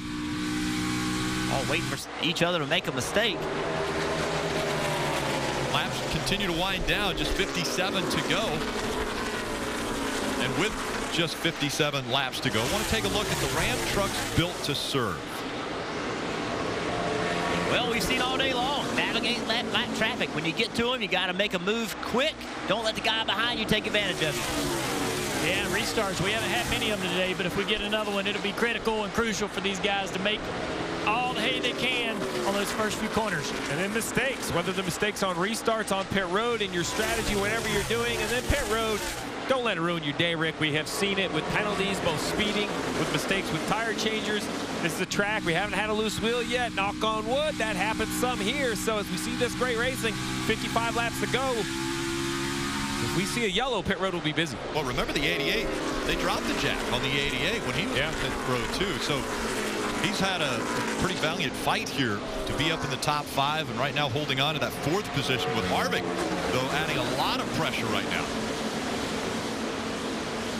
Larson, Truex Jr., Hamlin, Bowman, Harvick, they're the top 5. Kyle Busch has made his way back up into the top 6 after a speeding penalty. He's had to work for it. Matt DiBenedetto running 7th. Jimmy Johnson is 8th. Keselowski is 9th. And Kurt Busch running in the top 10. Let's get a few more updates as we have just 54 laps, now 53 laps to go. We start with Dave. And Rick, one of the keys for Kyle Larson leading today is keeping that 42 car clean. Steve alluded to it earlier, keeping it clean most of the season. Well, I kind of addressed that with Chad Johnson this morning. He goes, dude, wait a minute. You mean recently? Because we've wrecked 13 cars this year. Kyle known for riding the high line, taking risks, but lately he said he's done a much better job of that, and all day today at Dover, Marty. Well, Dave, it hasn't been the Dover winning day that Jimmy Johnson expected coming in today, but he told me something interesting before the race. He said, I'm feeling things and understanding things in the car that I honestly haven't felt and understood in 3 years. With Cliff Daniels, we're now making changes. I understand them. I'm feeling what I should, and it's been at least 3 years since I could say that, Kelly. Brad Keselowski is the only driver to finish in the top 5 in all 3 playoff races of round 1. But his crew chief, Paul Wolf, kind of shrugged it off to me and said, we still have got to do better than that. As you see on the right side of your screen, Alex Bowman trying to make a move on Denny Hamlin. And now this 2-car really looking forward to getting to Talladega and then Kansas, which will close out this round and is the site of their last win. Big run there for third on the right side of the screen as Alex Bowman is going to clear the 11 of Denny Hamlin. Here comes the 4 of Harvick as well. And he's going to have a run off the top here. Bowman had a run on that 11 car down the front straightaway and got in the back of him going into turn 1 to start this battle. Bowman is clear. Now Harvick trying to go around that 11 car Hamlin. Hamlin trapped behind the lap traffic here. He's going to clear Harvick, be able to go to the bottom. All right, and I, like many of the fans watching, are wondering, when Denny Hamlin said he was positive that his engine was blowing up, how is he still running in the top 4? Well, his engine wasn't blowing up. There was some other problem. You know, drivers hear and feel things. He may have an issue with that engine. It may not be running full song, but clearly it wasn't a massive mechanical issue, but it may be that it's not running as well as it was running. Watch this 88 car. This is on board Bowman. He had to lift a little bit. He thought maybe that 11 car is going to get him the outside. I'm not sure. And right here, he thought he was clear. I'm sure he thought he was clear. Denny Hamlin, great job of fighting back. Alex Bowman doing a nice job of giving him enough room. Stayed in the fight. Ran the bottom of the racetrack, able to clear him. I'll tell you what, guys, I know Kyle Larson has a big lead. It was over 6 seconds. Now it's under 5. William Byron is battling. He cannot lose another lap. As he fights hard, it's costing Kyle Larson time.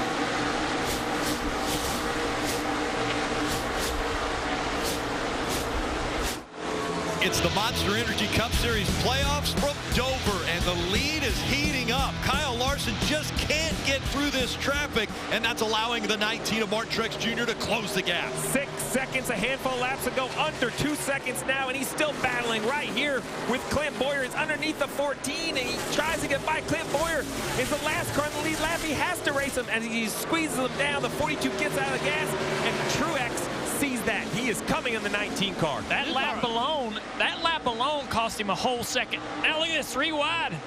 Contact with the 2 car. 2 cars having trouble. The 2 cars way off pace right here, moving out of the way, letting people go. So now the 42 on the outside of the 14. Needed to make that happen. He's going to clear him now. So Kyle Larson gets by him. Now the 19 has to do the same thing. He's going to have to fight through those guys as well. They're not going to fight the lead, or the 19 is tough as a leader. Look at this, from lap 359 to 362, 0.6 of a second right away. The 19 is coming with 37 laps to go, Marty. He has cut 5 seconds off that lead. And Steve, you know it as a crew chief.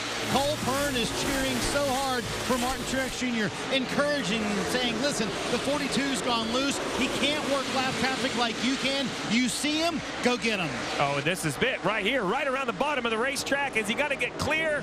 The 41 is just on the outside. Now he's got to get by the 41. Daniel Suarez just in front of him. This is Martin Truex Jr. trying to get by through the lap traffic to catch up to the 42 of Kyle Larson. Talked all day about how difficult it is to pass. Well, who's the car that's been able to pass? Who's the driver that's been able to make passes? That 19, Martin Truex Jr. He, I believe, has passed more cars than everybody else from the way it looks. So still 2 seconds back, a ton of work to do, but he is the guy in the car that seems to be able to make it happen. A ton of work to do, but in touch now, right, Junior? Like 2 seconds, 1 lap car, 1 bad corner. Out in front of Larson, though, is Kurt Busch and no other car. So Truex has a little bit more traffic to navigate, cars to pass. That's going to allow Larson an opportunity to put some time back between them. Play blocker, that'd be nice. I got you, bud. I got you. Settle down. Just focus forward here. Sounds like Larson right there, and he's going to get around his teammate real quickly there. So now Larson has a whole half a corner to the next car. And a teammate between him. And that lead is spread out. It's now, look at the difference. So now now the lead is even more than that. It's almost 2 3/4 seconds at this point. Marty. And guys, just remember that Martin Truex Jr., by my count, has made 5 position passes on the outside today. The 42 could not make that work around lap cars earlier, so that's Cole Pern's point. He can work lap traffic fairly well, but you're right, that lead extending now for Kyle Larson just a little bit. Larson is catching lap cars as well, but these are slower lap cars. Truex, the cars in front of him are fast cars. Truex is going to have a harder time getting around these cars you see on the screen here. Byron, the 14, the 1. Those are quick race cars, tough to pass. Yeah, that orange car, that's Clint Bowyer. And the yellow and black car, that's Kurt Busch. So in front of Clint Bowyer is the opportunity to only be the first car 1 lap down. So Clint Bowyer can't afford not to race hard. He's going to have to push here to try to run Kurt down. Well, Chip Ganassi Racing has never gotten out of the round of 12. You have a Chip Ganassi Racing driver leading, and you have a Chip Ganassi Racing driver kind of running blocker between the two. So Kurt Busch could be Kyle Larson's best friend here. Dave? Meanwhile, back in the garage area, Ryan Blaney's team still working on the braking system of that 12. You can see the window net is up. Ryan still in the car, hoping to go back out and complete a few laps. Remember, he entered this round below the cutoff line. 8 drivers move on. He entered P10 with 4 playoff points only. This will hurt. Maybe next week he can make some noise and be daring at Talladega. He's going to have to be daring at Talladega as you look at the points on the left side, and Ryan Blaney in that 12 is 22 points below the cutoff line. Again, you have 3 races, but in that situation, losing that many points in 1 race really puts you in a deep hole. 42 did a nice job of counter-attacking, right? The 19 closed in 3 or 4 seconds as the 42 got in traffic. Once the 42 got clear, running some very efficient laps. You see what's in front of the 19. A lot of traffic, but with 29 to go, a caution will create pit stops, create restarts, and with 29 to go, as fast as the 42 is running, he's going to continue to catch cars. Martin Truex Jr. in that 19, trying to get by these cars, to not have anyone in between himself and the leader, Kyle Larson. Brad Keselowski has been slow on the racetrack. Kelly, what's going on? Well, we saw him drop back a couple of positions, and finally his crew chief, Paul Wolf, asked Brad just that, what's wrong? And Brad simply said, I was pushing it too hard and drove the fronts off of it, so he's simply out of tires. It doesn't sound like anything mechanically wrong with the 2-car. Kelly, I talked to Brad Keselowski this morning. He was one of the drivers that told me he was really worried if this car got really tight and had to make a long run that he could damage that right front tire. So Brad K probably understands that a lot of pressure has been put on that tire. Not very good day so far. Don't make it worse. Just back off a little bit and make sure you finish this race. He's got a little bit of body damage to the right side of that car. Quarter panel down low on the right side, and a little bit right behind the right front tire. Marty. Hey, Junior, the lap traffic is very frustrating. Martin Truex Jr. said, you tell William Byron I will wreck him if he does not move out of the way, and then waited about 10 seconds and said, get him out of my way. Obviously a sense of urgency trying to track down Kyle Larson. Yeah, they actually lost a little bit of time to William Byron. The speed in that 19 car maybe not quite as good as it has been over this run. And if you're William Byron right here, I think you got to get closer. Right. Like, I'm not going to get out of your way if you're that far back. You get to me, yeah, I can work with you, but you got to show me you're better than me. Yeah, you're going to have to get a little bit closer than that. William Byron's being scored 2 laps down. He's in the 13th position right now. And again, Martin Truex Jr. in that 19 running second, but he's 4.4 seconds behind Kyle Larson now, who's able to get through all of this lap traffic. It's all right there, the 19. Martin Truex Jr. was able to make a really good 3 and 4. Now he's getting close enough where, okay, William, give me some space, and William did. William moved up out of the way.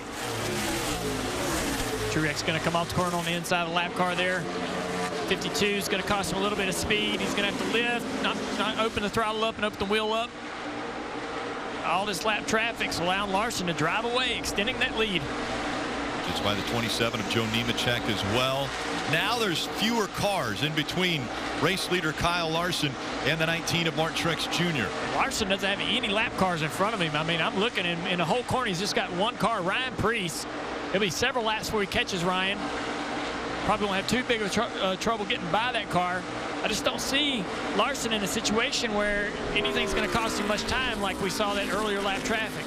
Rick, you asked me at the top of the show, who is this race most important for? We kicked around a lot of names, but Kyle Larson started outside front row, and I mentioned it has been a long time. 75 races since his last win at Richmond all the way back in 2017. 9 runner-ups, 9 times.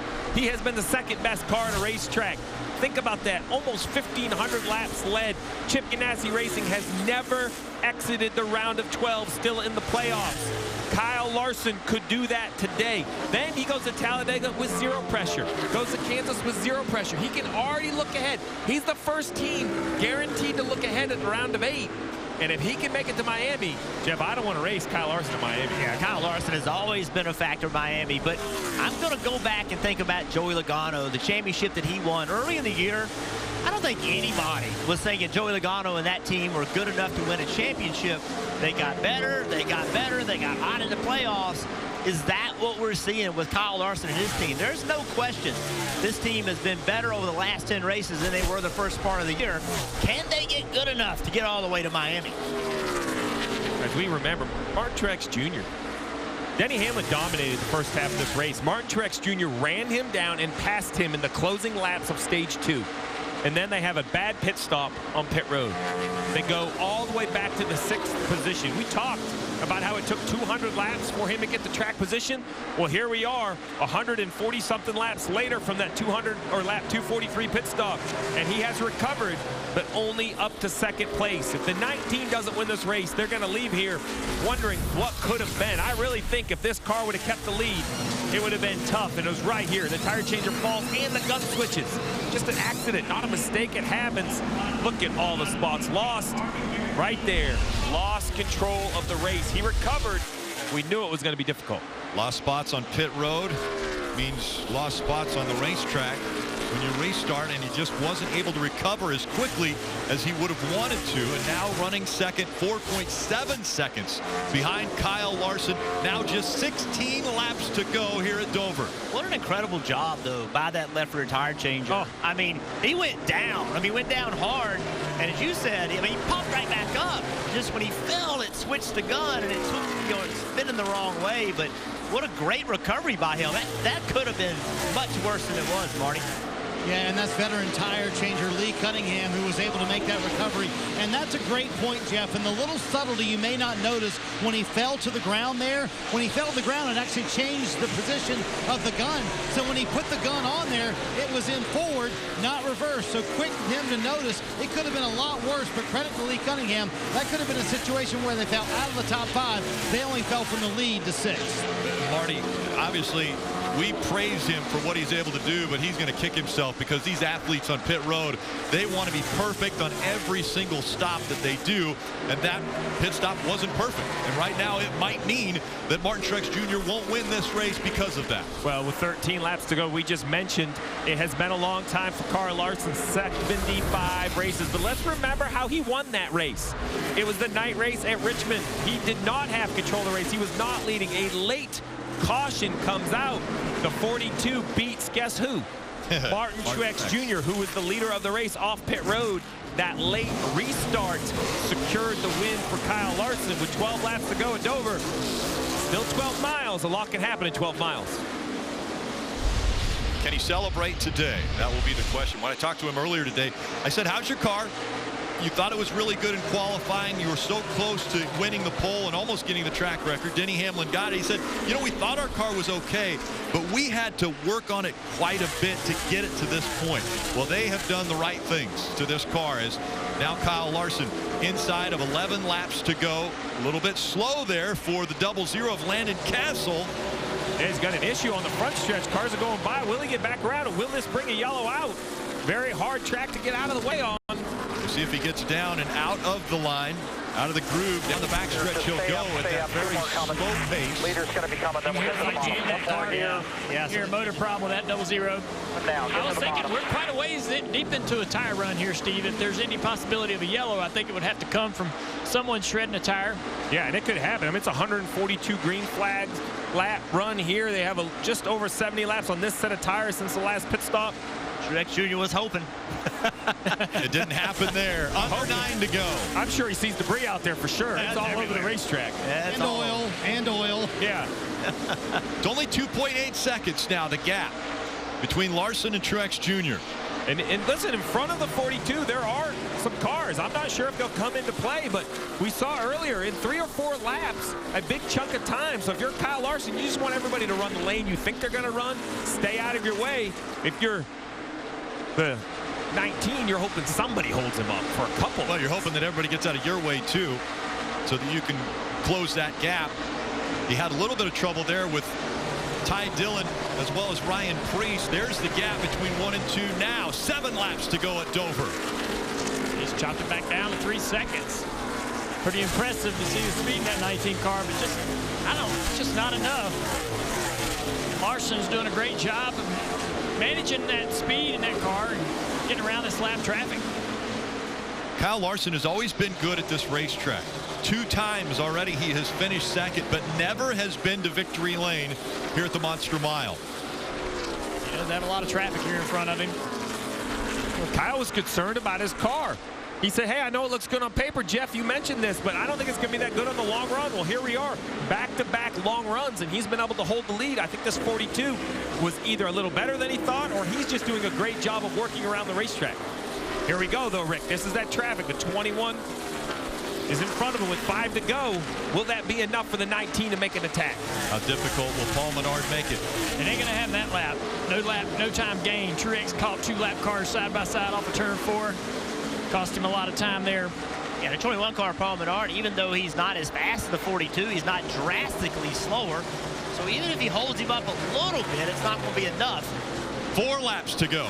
Truex has to have a major problem for the 42 going to catch him. Yeah, you see Menard get out of the way. He's been there before. Now, 8 cars on the lead lap Jimmy Johnson, the last car on the lead lap, running in the 8th position. Past the start-finish line, 3 laps to go at Dover. It's been 75 races since Kyle Larson was able to celebrate a win. 2.5 miles for the golden ticket. Automatic advancement. Pressure off. Heading to Talladega. And the golden trophy. Oh, yeah. Miles the Monster gold on this 50th anniversary. Now 2 miles to go.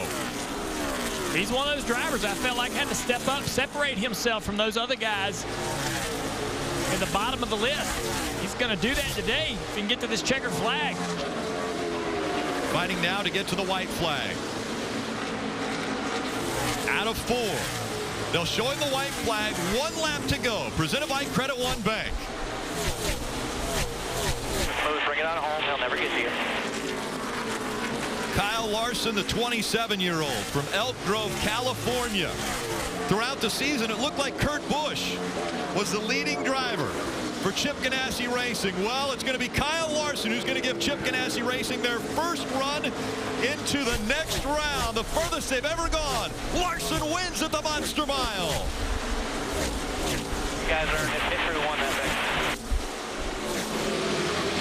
Good job, guys. Excellent job, take through. You guys been on it lately. Martin Truex Jr. 2nd. Bowman 3rd. Harvick 4th. Denny Hamlin 5th. Kyle Busch ends up 6th. Matt DiBenedetto will be 7th. Jimmy Johnson 8th.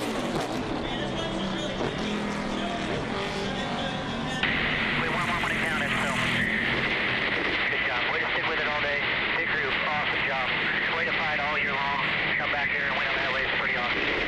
6 career wins for Kyle Larson. This one probably the biggest of his career. His first win in the playoffs and his first win of 2019.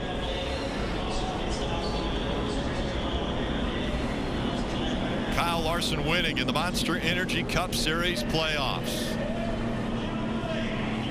Gold Monster, baby. You earned it. Enjoy, brother.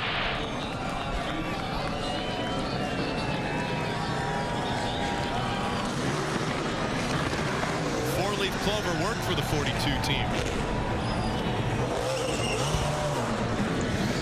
This victory fueled by Sunoco. Fuel your best, and Kyle Larson was the best today.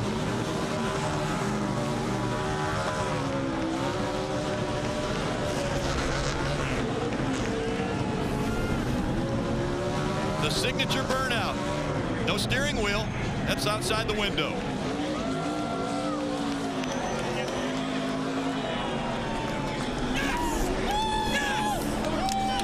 Crew waiting to celebrate with young money. Kyle Larson.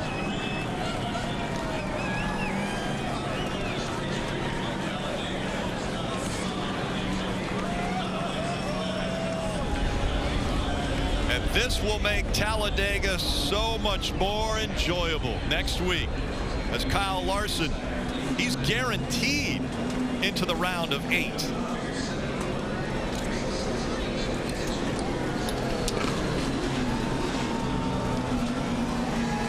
And Marty's with him.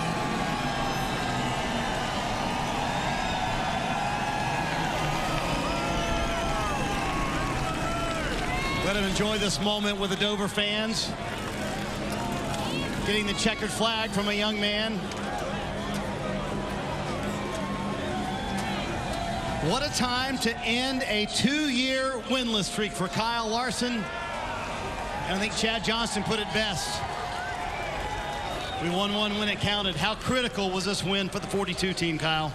It's really critical. And, you know, everybody in this playoff field is going to be stressing next week at Talladega except for me. So that's good. You know, that's last time I was at Talladega, I was on my lid, and I mean, I could still end up on my lid next week, but it's not going to matter, you know, after this win. So what a day. This Clover Chevy was really good. You know, after the first stage, I kind of changed my driving style up, and I felt like we made the car better at the same time, and it really benefited our long run. So that's as good as I've ever been around, cutting the bottom here. So just a great combination here. Good to be fast in practice and then be good again, or good in the race and get the win. So can't thank all you fans enough for coming out. This cool weather was nice for a change. This is unbelievable. I've always wanted to win a cup race here. I've been close a number of times, so to get a golden monster is going to be pretty sweet. There was no doubt it's well timed, but the biggest win of your career, maybe, Kyle? $1 million earlier this year was pretty nice, but no, this is to win a playoff race. My first playoff victory is special, so I hope there's another one in our future, especially in the next round. So we'll see what we can do. I've kept saying that I felt really close to winning here or anywhere right now. Our pit crew's been doing a better job. Our team's been doing a better job. I've been doing a better job. So just got to keep it going now. How about that, Dover fans? Kyle Larson wins in front of you guys, and for the first time in his career advances to the round of 8. That $1 million win he was talking about, the All-Star race earlier this year. Kyle just likes to go out and race and win. And in an interview after the fact, he said, now that gets me into the playoffs, right? No, that win didn't count. That one's just for money and bragging rights. So this one right here, this one counts huge because this one advances him into the round of 8, keeps him alive in the playoffs for sure. He doesn't have to worry, as he just mentioned, about Talladega next week because of what he was able to do with his team here at Dover, the Monster Mile. And it seems as though the 42 team and Kyle Larson tamed the monster today. Kyle Larson wins at Dover.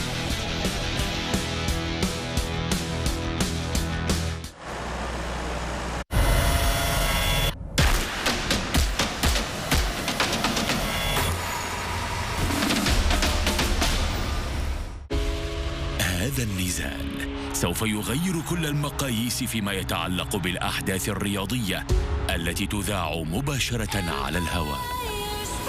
إسرائيل أدزانيا المهاجم المذهل، وروبرت ويتوكر الذي يذهب إلى هناك من أجل الفوز.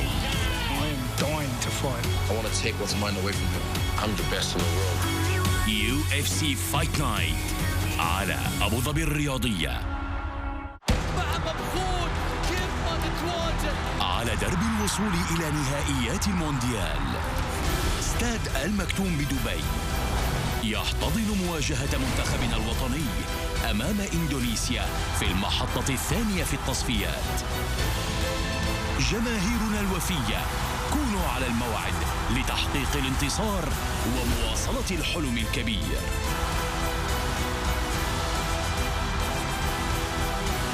التصفيات الآسيوية المؤهلة لكأس العالم 2022 وكأس آسيا 2023. الإمارات وإندونيسيا على أبو ظبي الرياضية. رحلة المعرفة تبدأ بقلب الصفحة، تنقلك إلى عالم الماضي لتعيش التاريخ وتروي ظمأ شغفك بالحضارات. تتجول معك في باطن الأرض وتغوص بك في أعماق البحار لتكشف ما وراء هذا الكوكب. تحلق بك إلى الأعلى لتسبر الفضاء وترى المستقبل. تتغلغل بك في أدق تفاصيل عالم الحيوان والنبات، وتعرض أجمل وأغرب ثقافات الإنسان في هذا العالم. كل ذلك وأكثر بين يديك.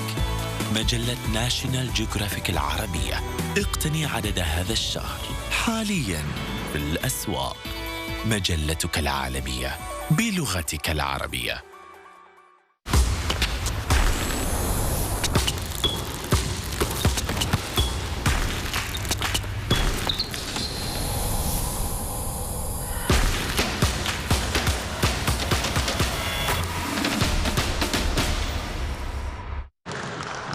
بسم بسم الله الرحمن الرحيم. أسعد الله أوقاتكم بكل خير ومحبة متابعينا عبر قناة دبي الرياضية. اليوم مباريات كأس الاتحاد لكرة السلة. نحن هنا طبعا في صالة الشيخ راشد بن حمدان بنادي النصر، ولقاء اللي بيجمع أصحاب الأرض نادي النصر اليوم اللي عم بيستضيفوا أكيد نادي الجزيرة في مباريات ومرحلة المجموعات. مباراة طبعا متوقع أن تكون متقاربة بين كلا الفريقين. هي بداية موسم افتتاح انطلاقة هذا الموسم 2019-2020 مشاهدينا الكرام. كل التوفيق إذا لكلا الفريقين. راح نستعرض تشكيلة كلا الفريقين مع مخرجنا أحمد إمام وفريق العمل. نادي النصر أمامنا إذا باللون الأزرق العميد النصراوي إذا هنا على صالة الشيخ راشد بن حمدان.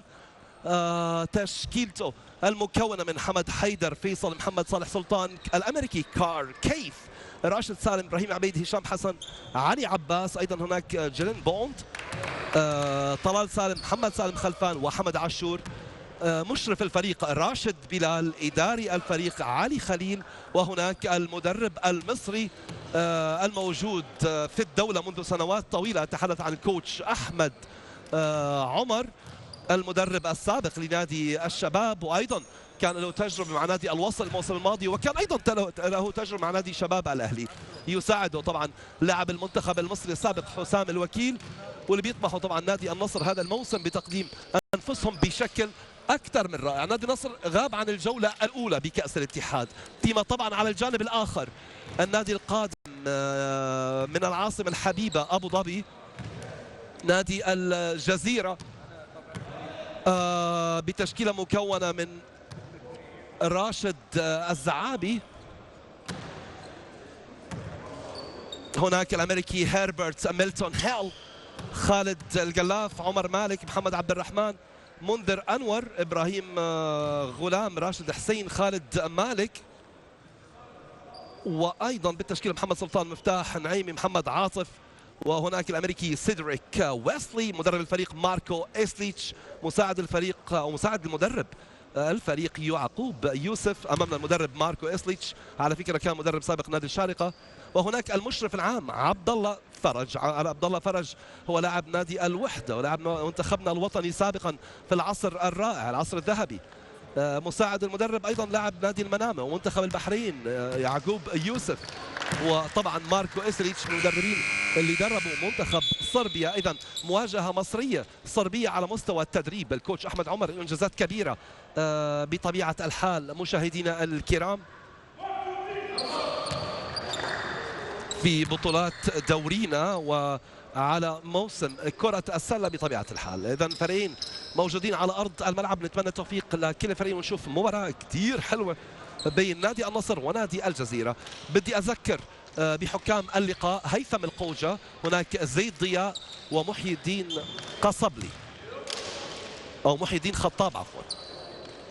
هذا هيثم القوجة حكم أول. هنا الكوتش المصري أحمد عمر لاعب نادي الاتحاد السكندري سابقا، مدرب الاتحاد السكندري سابقا، واحد من المدربين عندما كان لاعب طبعا فاز ببطولة افريقيا للأندية كلاعب وكمدرب، وحضر طبعا منذ سنوات طويلة دولة الإمارات العربية المتحدة، وأكيد أندية دربها نادي الشباب، نادي شباب الأهلي، نادي الوصل. الكوتش أحمد عمر قيمة كبيرة على مستوى التدريب، ويساعده أيضا لاعب المنتخب المصري السابق حسام الوكيل، وكلهم اسكندرانيين. وعلى فكرة الاتحاد السكندري هو بطل بطولة العرب الأخيرة. على الواجهة الأخرى الكوتش ماركو إسليتش المدرب الصربي، والفريقين حاضرين على أرض الملعب. بنعطي بعض المعلومات عن بطولة كأس الاتحاد لكرة السلة، هالبطولة اللي بتكون أولى بطولات هذا الموسم مشاهدينا الكرام. المرحلة الأولى من المسابقة كان في نتائج: الجزيرة فاز على بنياس فرق 10 نقاط 63-53، الشباب الأهلي فاز على الوحدة 107-63، والشارقة فاز على البطائح 85-62، والضفر على العين 87-52. اليوم قبل هالمباراة تحديدا بنياس فاز على الوحدة 80-75 أيضا. إذا رح نرجع نذكر بالمجموعتين كذلك، رح نرجع نذكر بالمجموعتين. هناك مجموعتين هذا العام وخلال بطولة كأس الاتحاد. نادي النصر في المجموعة الأولى، وعلى فكرة نادي النصر هو بطل كأس الاتحاد الموسم الماضي، ترأس المجموعة الأولى بضم بنياس، الجزيرة، الشباب الأهلي والوحدة. فيما طبعا المجموعة الثانية نادي الوصل اللي كان وصيف العام الماضي، مجموعته بتضم الشارقة، العين، الضفرة والبطائح. كل فريق بيلعب 4 مباريات دوري المجموعات، بعد ذلك بنروح للدور ربع نهائي. معناها هناك 8 فرق تتأهل للدور الثاني.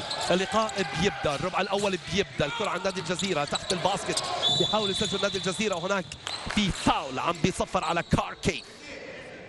اللاعب الأمريكي كاركيف بيتصفر عليه فاول بالوقت اللي عم نشاهد فيه محمد سلطان أمامنا. الكرة مع نادي الجزيرة.